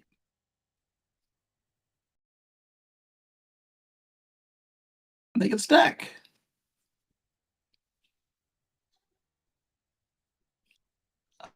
I don't know who's stacking them other than in shipping, because if the big one weighs 3,000 pounds, that's cute. Pennsylvania's largest coal plant is shutting down in July. Homer City coal burning power station in Pennsylvania is going to be retired permanently July 2023. The 1888 megawatt plant is located around 50 miles east of Pittsburgh and was built near coal reserves and included what was then a high capacity 345 kilovolt transmission line to service areas in western New York and eastern Pennsylvania. It began in 1969 and Units 1 and 2 entered service. Unit 3 was added in 1977. For 30 years, the plant operated almost continuously, achieving a utilization rate called capacity factor of near 90%, adding to the U.S. According to the U.S. EIA. The plant was sold for $1.8 billion in '91 when Pennsylvania was deregulating its electric market. And at the time, the coal-fired generation accounted for 53% of the U.S.'s power supply. Wow, one plant. And natural gas only, I see.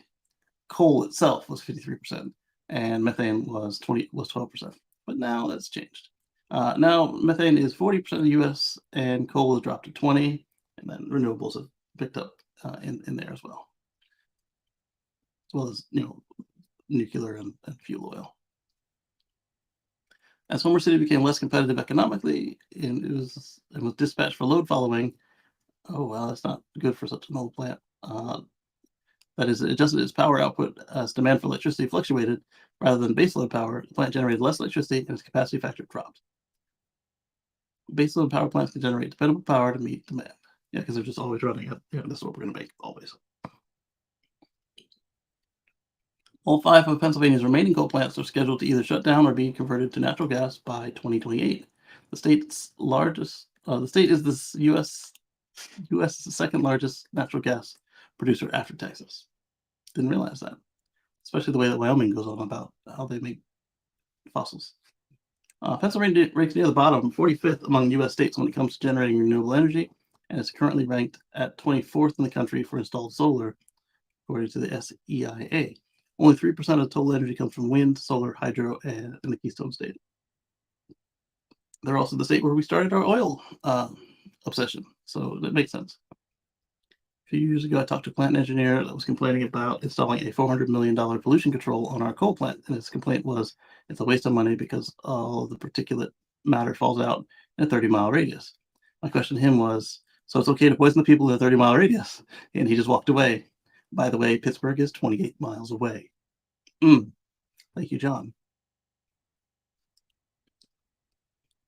Robert says that there's 2 magpies in his garden. The birds are coming back. There you go. Governor Josh Shapiro pledged during his campaign that Pennsylvania would generate 30% of electricity from new renewables by 2030. The state has a lot of work to do. There you go. All right. Some bad news for Aptera. They've suddenly paused their accelerator program at the request of the SEC with only 2 days left to invest. So if you want to get in the early access program and accelerate, 2 days left from June 9th. So today's the last day. Nearly 6 months into its accelerator crowdfunding program, Aptera is putting a pause on new investments while it files requested paperwork with the SEC. As a result, many of the loyal believers that make up the Aptera community have helped the company get this far will no longer be able to invest unless they meet certain criteria. So you'd have to be an accredited investor after this until they get this situation resolved. Okay.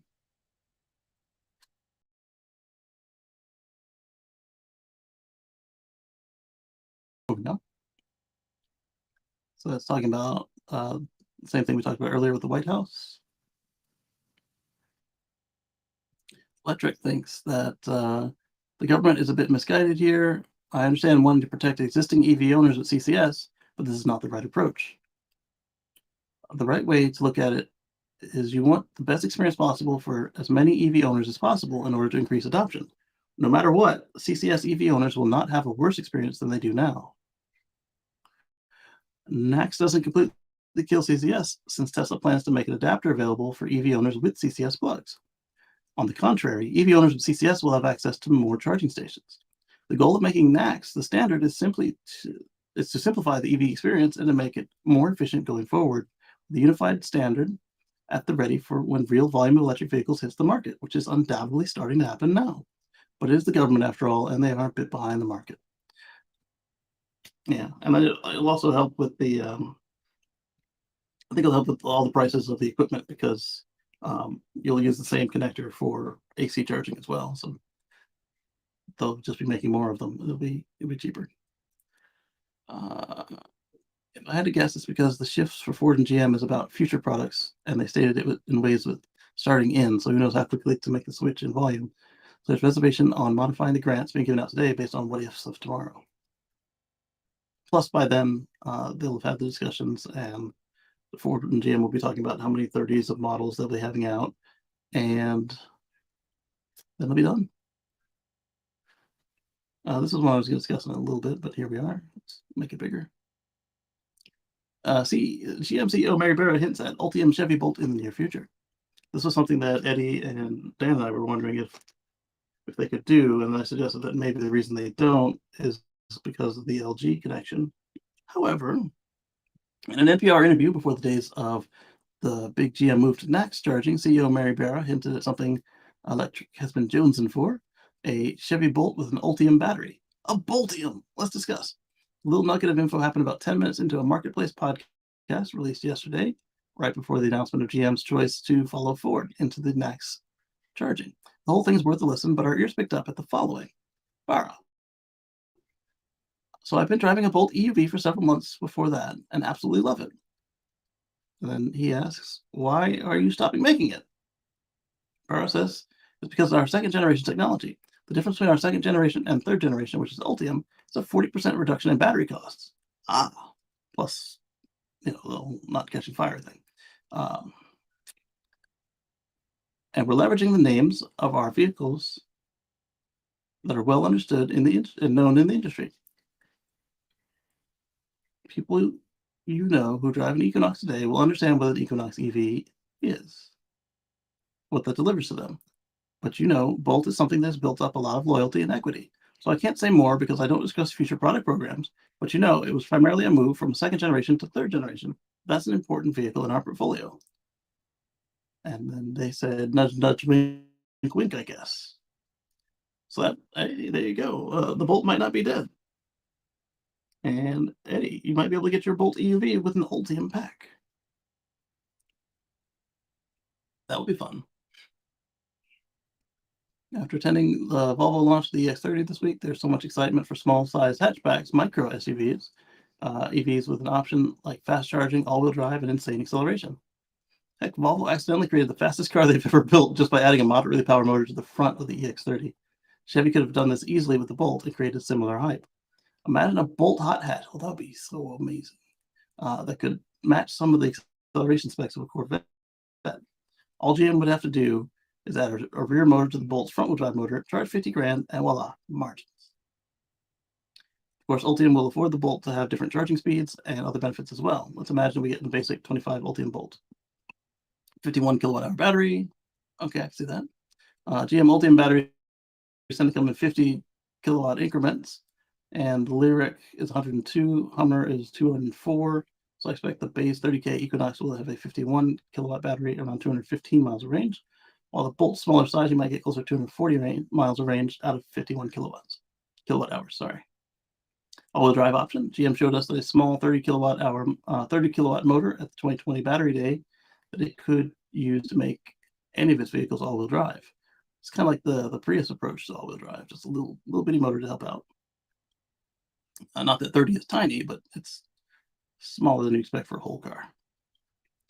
This wouldn't necessarily be for performance as much as getting out of snow and mud, maybe adding some efficiency to offset additional weight and electronics of a second motor. Of course, GM could just add two 150 Bolt motors and get a 0-60 time in the low 3-second area and sell this for $50K. Just take my money.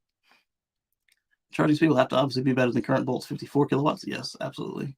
But with such a small battery, it'll be hard to get it to 150, even though, or still though, Or we're talking about a $25,000 car and getting over 100 kilowatts is acceptable.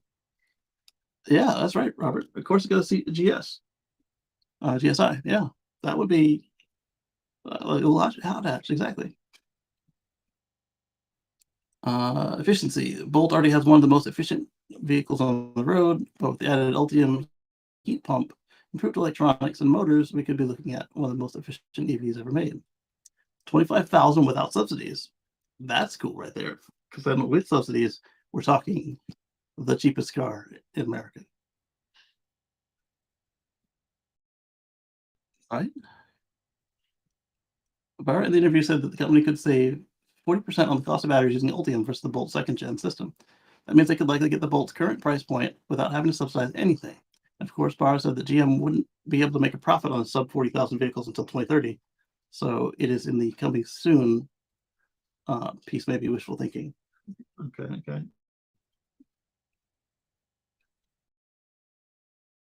Don't hold your breath, but this might be something fun.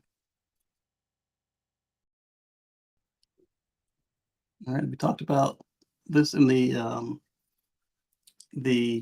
windmill article that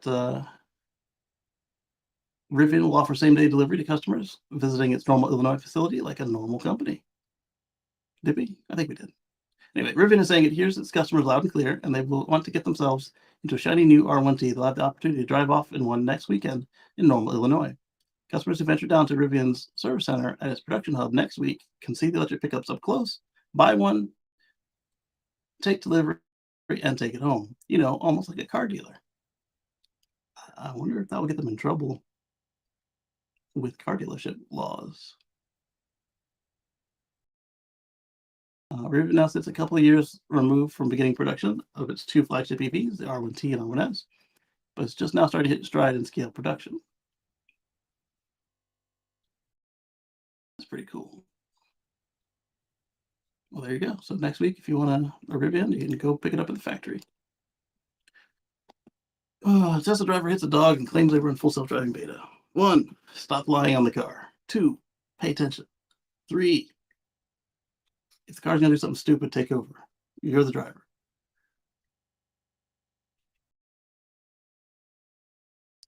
Driving on rural road vehicles auto steer. Here's a dash view of what happened. We're not going to watch a video of the car mauling the dog. Yeah, Electric says the same thing. Because of that, the driver remains responsible for the vehicle at all times. Nonetheless, it leads to interesting questions when crashes happen and whether they were avoidable. I also don't know if it's getting all stuttery. As you can see in the video, the dog runs straight into the road, but can be easily seen running on the side of the road several seconds ahead of the impact. The driver claimed the FSD beta didn't react to the dog. Mine doesn't always see animals. The vehicle did not respond in any way to the dog. The slight jerk in the video after the dog strike is when I grab the wheel to decide what to do. Trying to decide what to do. Yeah, but like you saw it, so you should have hit the brakes. The driver added they saw the dog ahead of time, but didn't think it would cross the road. Well, then maybe the car didn't think so either. In my opinion, it was unavoidable. Oh, thank you. Onion rings and a burger. And a fresh Coke. Thank you.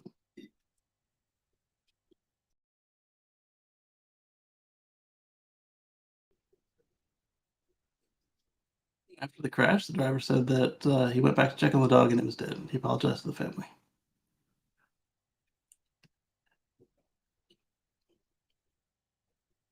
I don't mean to be harsh, but one, the dog drives across the road. The dog is lowered to the ground and is not readily visible as a human in the situation. I'm not sure FSD is programmed to see cats or dogs. It is, but not necessarily to do anything about them. Mine's tried to run over ducks and cats before, and I stop it each time. At best, I as a human would slow down if I saw the dog. There was a car coming the opposite lane, so I don't think it would have been wise to swerve. As a dog owner, this broke my heart, but accidents happen and the dog was loose by the side of the road. I don't fault the driver or FSD. Electric says, I don't really like the comments of the driver about not considering the possibility of the dog crossing the road after seeing it. Personally, I think it's good driving behavior to slow down if you see a dog without a leash on the side of the road. Yeah. I live in the country. There's no excuse for that. That said, I understand sometimes it's entirely inevitable In this case, the dog clearly jumps in front of the car at the last second. I'm not going to watch the video. The only way to avoid the accident there is if FSD beta or the driver had significantly slowed down ahead of time. On the FSD beta side of things, I think Tesla should work to take those situations into account and potentially program it to slow down. As for FSD beta drivers, I think it's clear not be confident in the system in those situations. You should take over as soon as possible. Yeah, I'm always taking over for mine. And so you want the system to be AI or not? Like, control the vehicle, man. I mean, they're not selling it as an AI yet. So yeah, control the vehicle. This would be different if this was sold as level 3 or level 4 or whatever. But they're not saying that. Every time you turn it on, hold the wheel, pay attention. So you should be doing what the car's asking you to do. So we talked about the Boltium.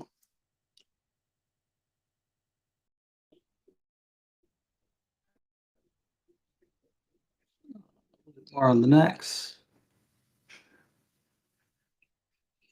Drive at 20 instead of 30. That's tougher in North America. Getting compliance will be the hard part. Not that it's impossible to do.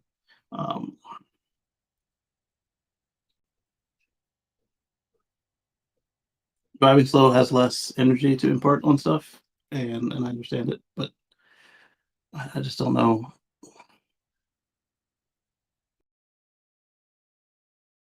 I don't know that we'll be able to get people to slow down anytime soon around here.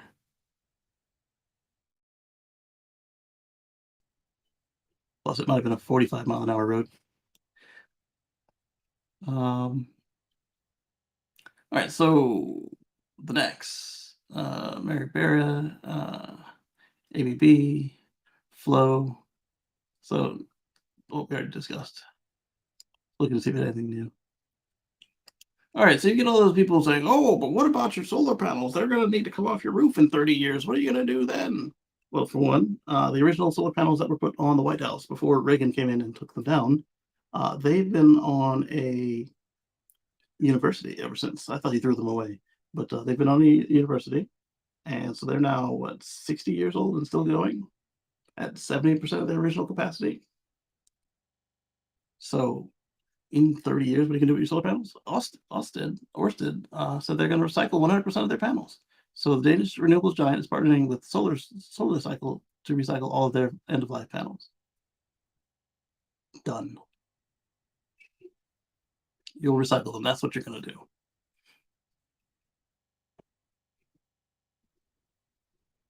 Speaking of level 3 autonomy, California is certified as the next U.S. state to allow Mercedes' level 3 autonomous drive pilot, which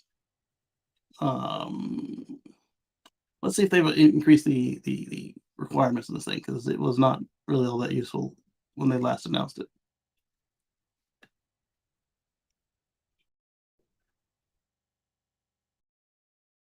Would have thought that politics cared about education with solar panels.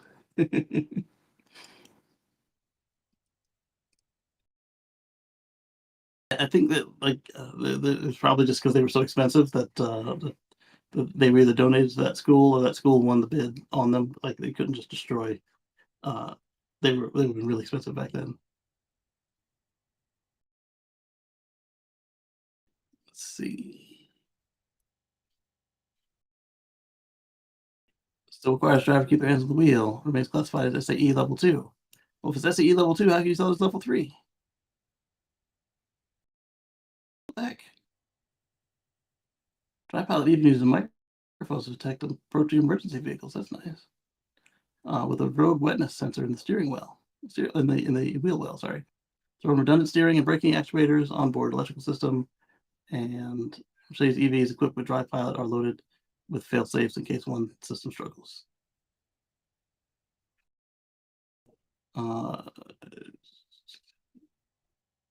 Level 3 autonomous systems from the SAE.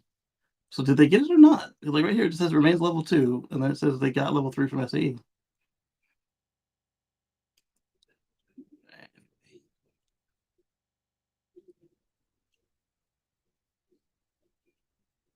All right, so heads up, scooter doll. The 40-mile-per-hour limit is not a regulatory thing.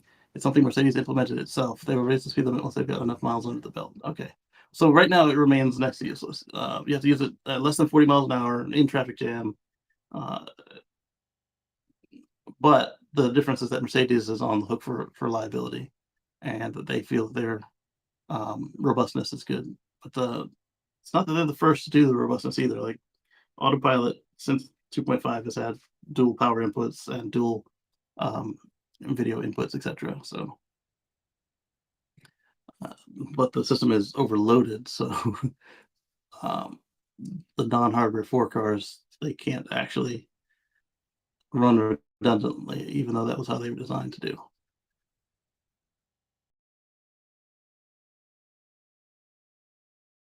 All right, moving on. GM is not planning to open or close any plants in the electric vehicle shift. So this will help out all the folks like the union folks who are complaining about losing jobs. Looks like GM doesn't plan to rock that boat. GM believes it has manufacturing capacity within its existing network to transition as the EVs heat up, and the automaker does not plan to close or open any plants as it looks to maximize efficiency within its current footprint. Well, there you go. Although the automaker is discontinuing its Bolt EV and EUV at the end of the year, they're preparing all-electric future based on their Ultium platform.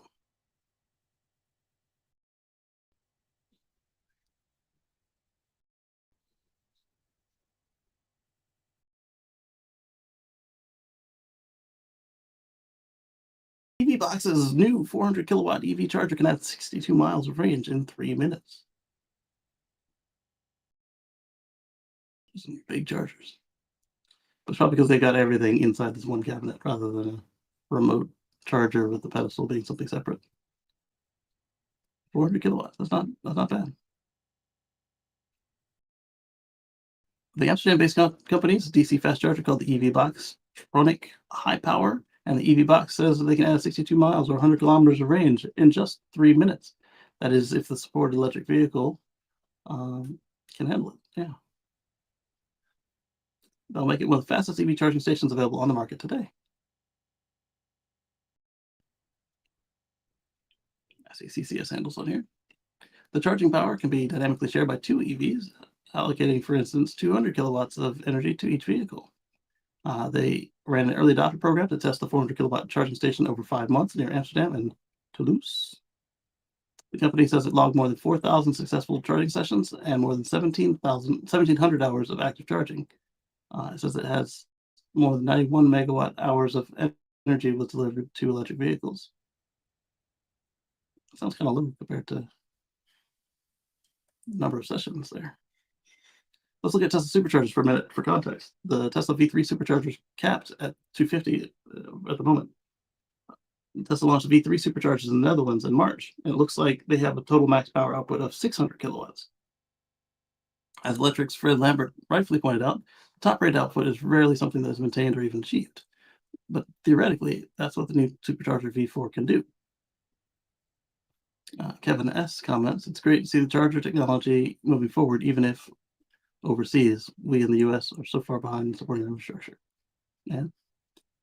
Of course, EVs also need the capability to accept higher levels too. EV Box is aiming to produce 2,000 units this year with its factory in Bordeaux and expects to fulfill orders from September of 2023 in Europe. There you go. Congrats to them.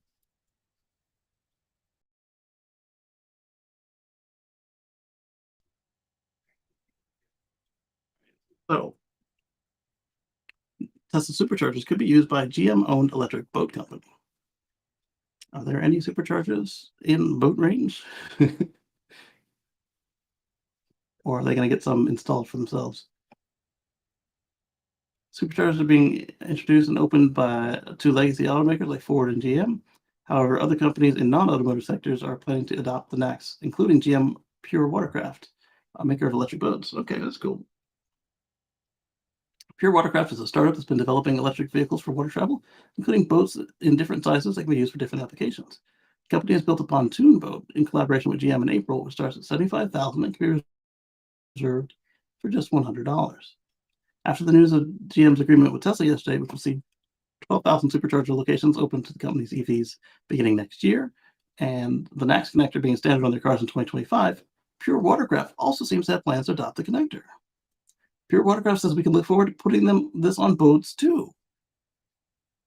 The beginning of the end for CCS, eh? That's coming from the company. That wasn't speculation. This would be an interesting application for superchargers with the goal of expanding sustainable transportation. Tesla could venture into charging other modes of transportation. GM holds a 25% stake in Pure Watercraft. It's cool.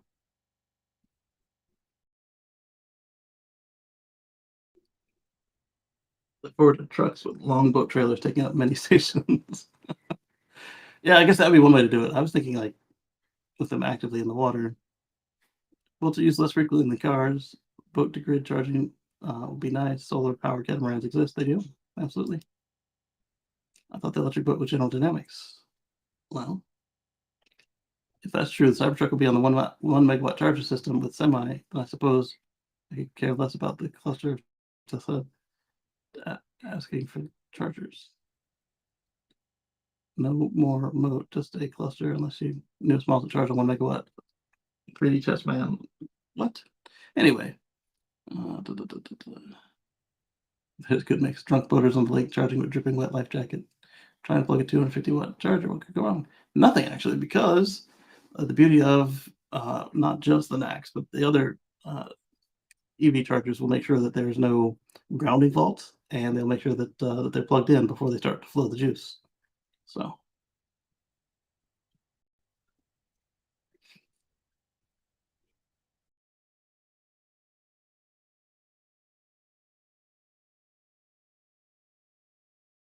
cable's not a live cord until it's plugged in, and communications are happening with the vehicle. So to tell the current state of charge, the current it can accept, and the maximum to charge to, which is communicated actively and updated with the initial read and the taper. It's not a hardware store extension cord.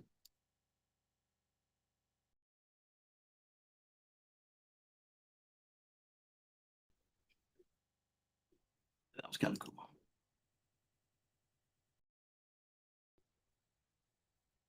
More next. The Evercharge. Did we talk about Evercharge already? I don't think we did. Evercharge say they're going to be using supporting NACS in its entire network. The company will join Ford and GM and ABB, and they stated that the CCS standard is not really the best. Oh wow, it's coming from the provider. It's clunky. Its performance could be better. Evercharge noted that Tesla's charging system is simply better due to simplicity, ease of use, and overall performance. Tesla's port predates CCS, and the company renamed it the NACS in 2022. And they're right. NACS has no moving parts, is half the size, and is more powerful than CCS. Ultimately provides better charging experience for drivers. What's not to like, the company wrote. There we go. The founder and CEO of Evercharge has shared the same sentiments in a post on his official LinkedIn page. Really?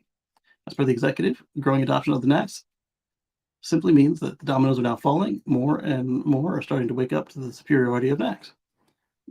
The dominoes continue to fall. Yesterday's announcement by GM to begin installing NACS on EVs in 2025, just 2 weeks after Ford did the same, is further proof that the NACS's superiority. Evercharge is proud to support this move to NACS, and I look forward to seeing which automakers join in next. All right.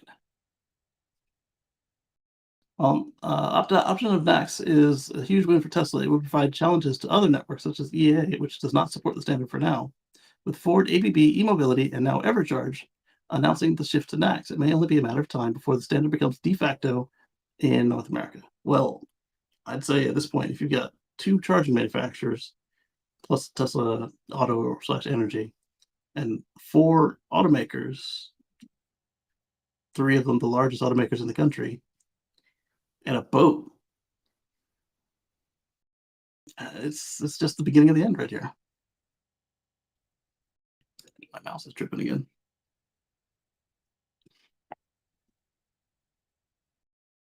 At least it resyncs fast.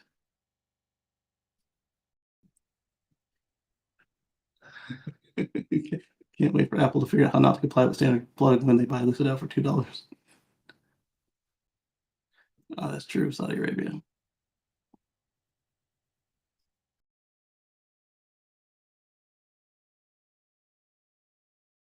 The TV standards came out in much the same way.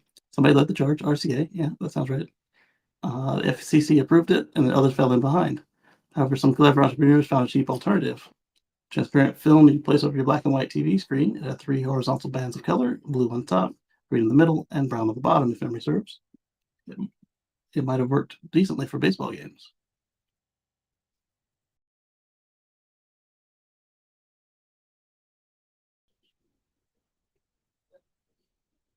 Ultimately inconvenient for people with CCS charge ports on their cars, as they'll need adapters. I've got one of every flavor for my Tesla. It's really bad news for all those Leaf drivers using CHAdeMO, as there's no current adapters available. That's true. Go the other direction. It's unlikely they will be in the future. And depending on the locality, it's likely the CHAdeMO plug on the dual charging stations to be replaced by the Tesla version while keeping the CCS version for a bit longer. That is a possibility, but the CHAdeMO adapters occupy a 50 kilowatt slot on all of those US based CHAdeMO connections. So it would make more sense to move a CCS port over. Excuse me.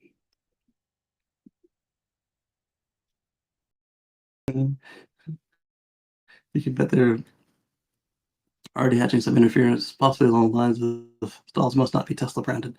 Ownership of the stalls must be shared for equity's sake or some nonsense.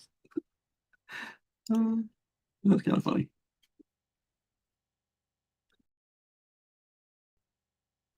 Tesla built the better wheels, moving forward, lesser competitors created clunky wheels to compete against the better wheel, and today acknowledges competitors wasted everyone's time.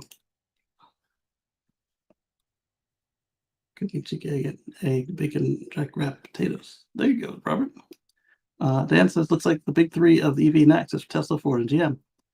It'll be interesting to see if other new startups like Rivian step in as well. They have to. And GM did say the big three EV makers when they did their announcement, so that was kind of cool. See them admit it. Of course, they think they're number one. To me, it was strange that NACS came first and was better, yet CCS was being pushed in North America. Seemed almost out of spite or stubbornness. A little bit of that, but also because they couldn't use Tesla port back then. And then by the time Tesla did open it the first time, they didn't open it in what felt like a fair way to the other companies. And then when they finally did open it for real, all of a sudden we see everybody taking them up on it about 6 months later. That's because Tesla finally announced they were going to work with standards organizations to make Tesla's connector a real standard, and simultaneously released the connector specification document at the end of 2022. And it had been a proprietary connector before then. Yeah? It was the Betamax of EV connectors, superior in many ways, but proprietary to one company. Now it's finally available to others, and I come put me in a power position by taking me to use what? Tesla should have done this more than a decade ago. I was afraid that by waiting until the end of 2022 to signal they'd make it a standard, which still hasn't happened, nor have I seen any inclination of which standards organizations they submitted it to, CCS would have too much momentum for NACS to succeed. But I'm happy to be wrong. NACS, by whatever name, is a much better connector than J1772 and CCS1 combination of connectors. It seems to spell the end of CHAdeMO. You can only fit 2 connectors on a charger. EVgo has a word to say about that because they got 3 on a lot of theirs. Leaf is going to have issues in a wheel for the DC fast chargers. Fast charging required an active cooling system to ensure the battery doesn't overheat. The Leaf is cooled by airflow around the battery. So when you drive on the freeway on a warm summer day, the battery heats up. So when you stop to charge, the Leaf will not charge as fast. Yeah, that's true. All right, so moving on.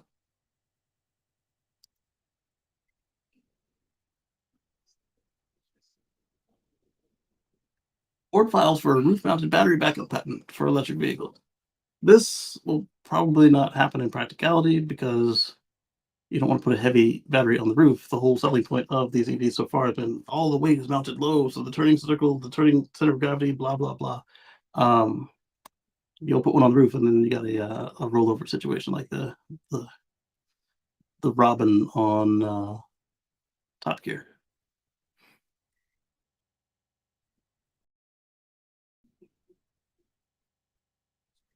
There's the patent. was a patent filed on April 1st. I guess Ford tried to increase the turnover in their range and just market segment. Ford has a history of rollover accidents, specifically the Ford Explorer SUV. This could be a deja vu moment for them.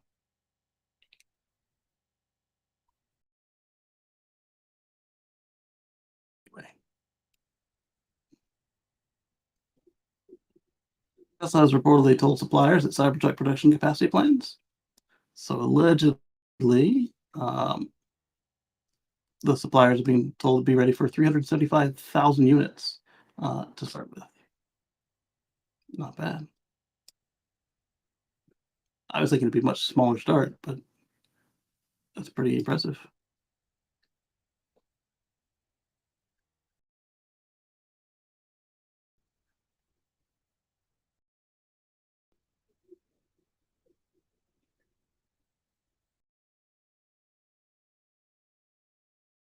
Anyway, moving on.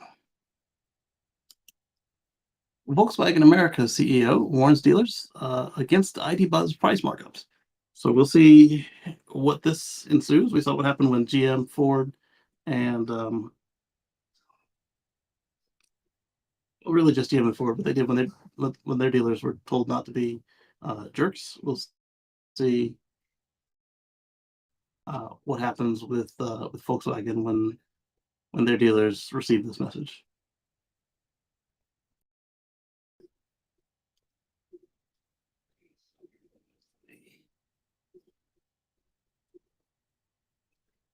CEO of America, Pablo DC, warns dealers about price markups. He held a roundtable last week. CEO revealed discussions about ID Buzz is ongoing, and meetings include how the company will handle customer orders if demand is overwhelming. We need to find a fair way for the consumer and the dealer. There's no overpricing. The system doesn't crash.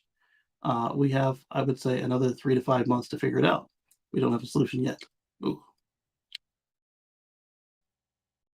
He said he wants dealers to make money on the buzz, but he doesn't want to penalize customers purchasing all electric vehicles. I don't think people should pay more. We cannot make a mistake with this vehicle with respect to the customer. Let's discuss it. We have a good relationship with the dealer network. We cannot have markups. It's done yet. Microbus is 68 inches wide. The Megabus is 78 inches wide. They don't look the same. Nobody read a song featuring a red Megabus that defines a generation. And nobody will stagger out of the Megabus and say that was real gas, man. Actually, that I think will probably happen.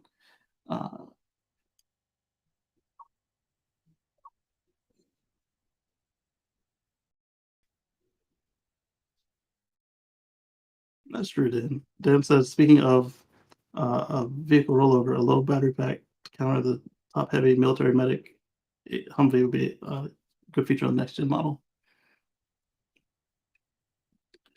All right, so moving on. I did have an article about the XC30, or EX30, sorry.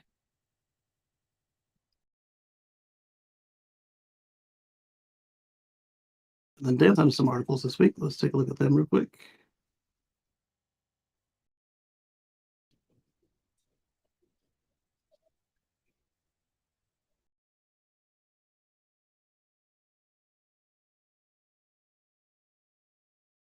All right, so first up,